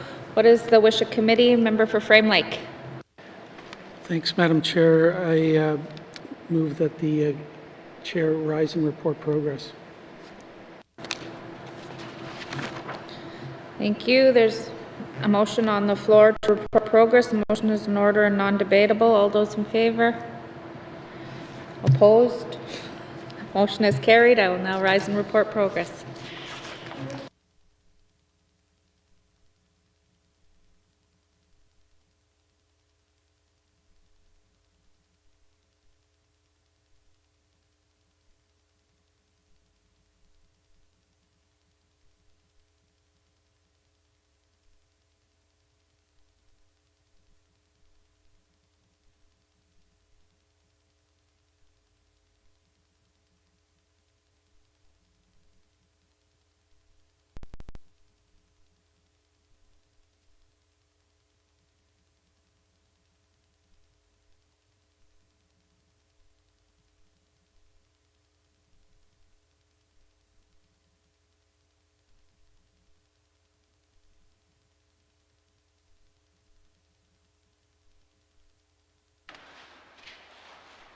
May I please have the report of Committee of the Whole, Member for N.W.T Lakes. Mr. Speaker, your committee has been considering Bills 23 and 29 and would like to report progress. Mr. Speaker, I move that the report of Committee of the Whole be concurred with. Thank you. Thank you, Member for N.W.T Lakes. Do we have a seconder? Member for N.W.T. All those in favor? All those opposed? Any abstentions? Motion's carried. Third reading of bills. Mr. Clerk, orders of the day. Orders of the day for Friday, October 14th, 2022, 10 a.m. Prayer, minister statements, member statements, returns to oral questions, recognition of visitors in the gallery, acknowledgements, oral questions, written questions, returns to written questions, replies to commissioner's address, petitions, reports of committees on the review of bills, reports of standing and special committees, tabling of documents, notices of motion, motions, notices of motion for first reading of bills, second reading of bills, consideration in Committee of the Whole of Bills and Other Matters, Bills 23 and 29. Report of Committee of the Whole, third reading of bills, orders of the day. Thank you, Mr. Clerk. This House stands adjourned until Friday, October 14th, 2022 at 10 a.m.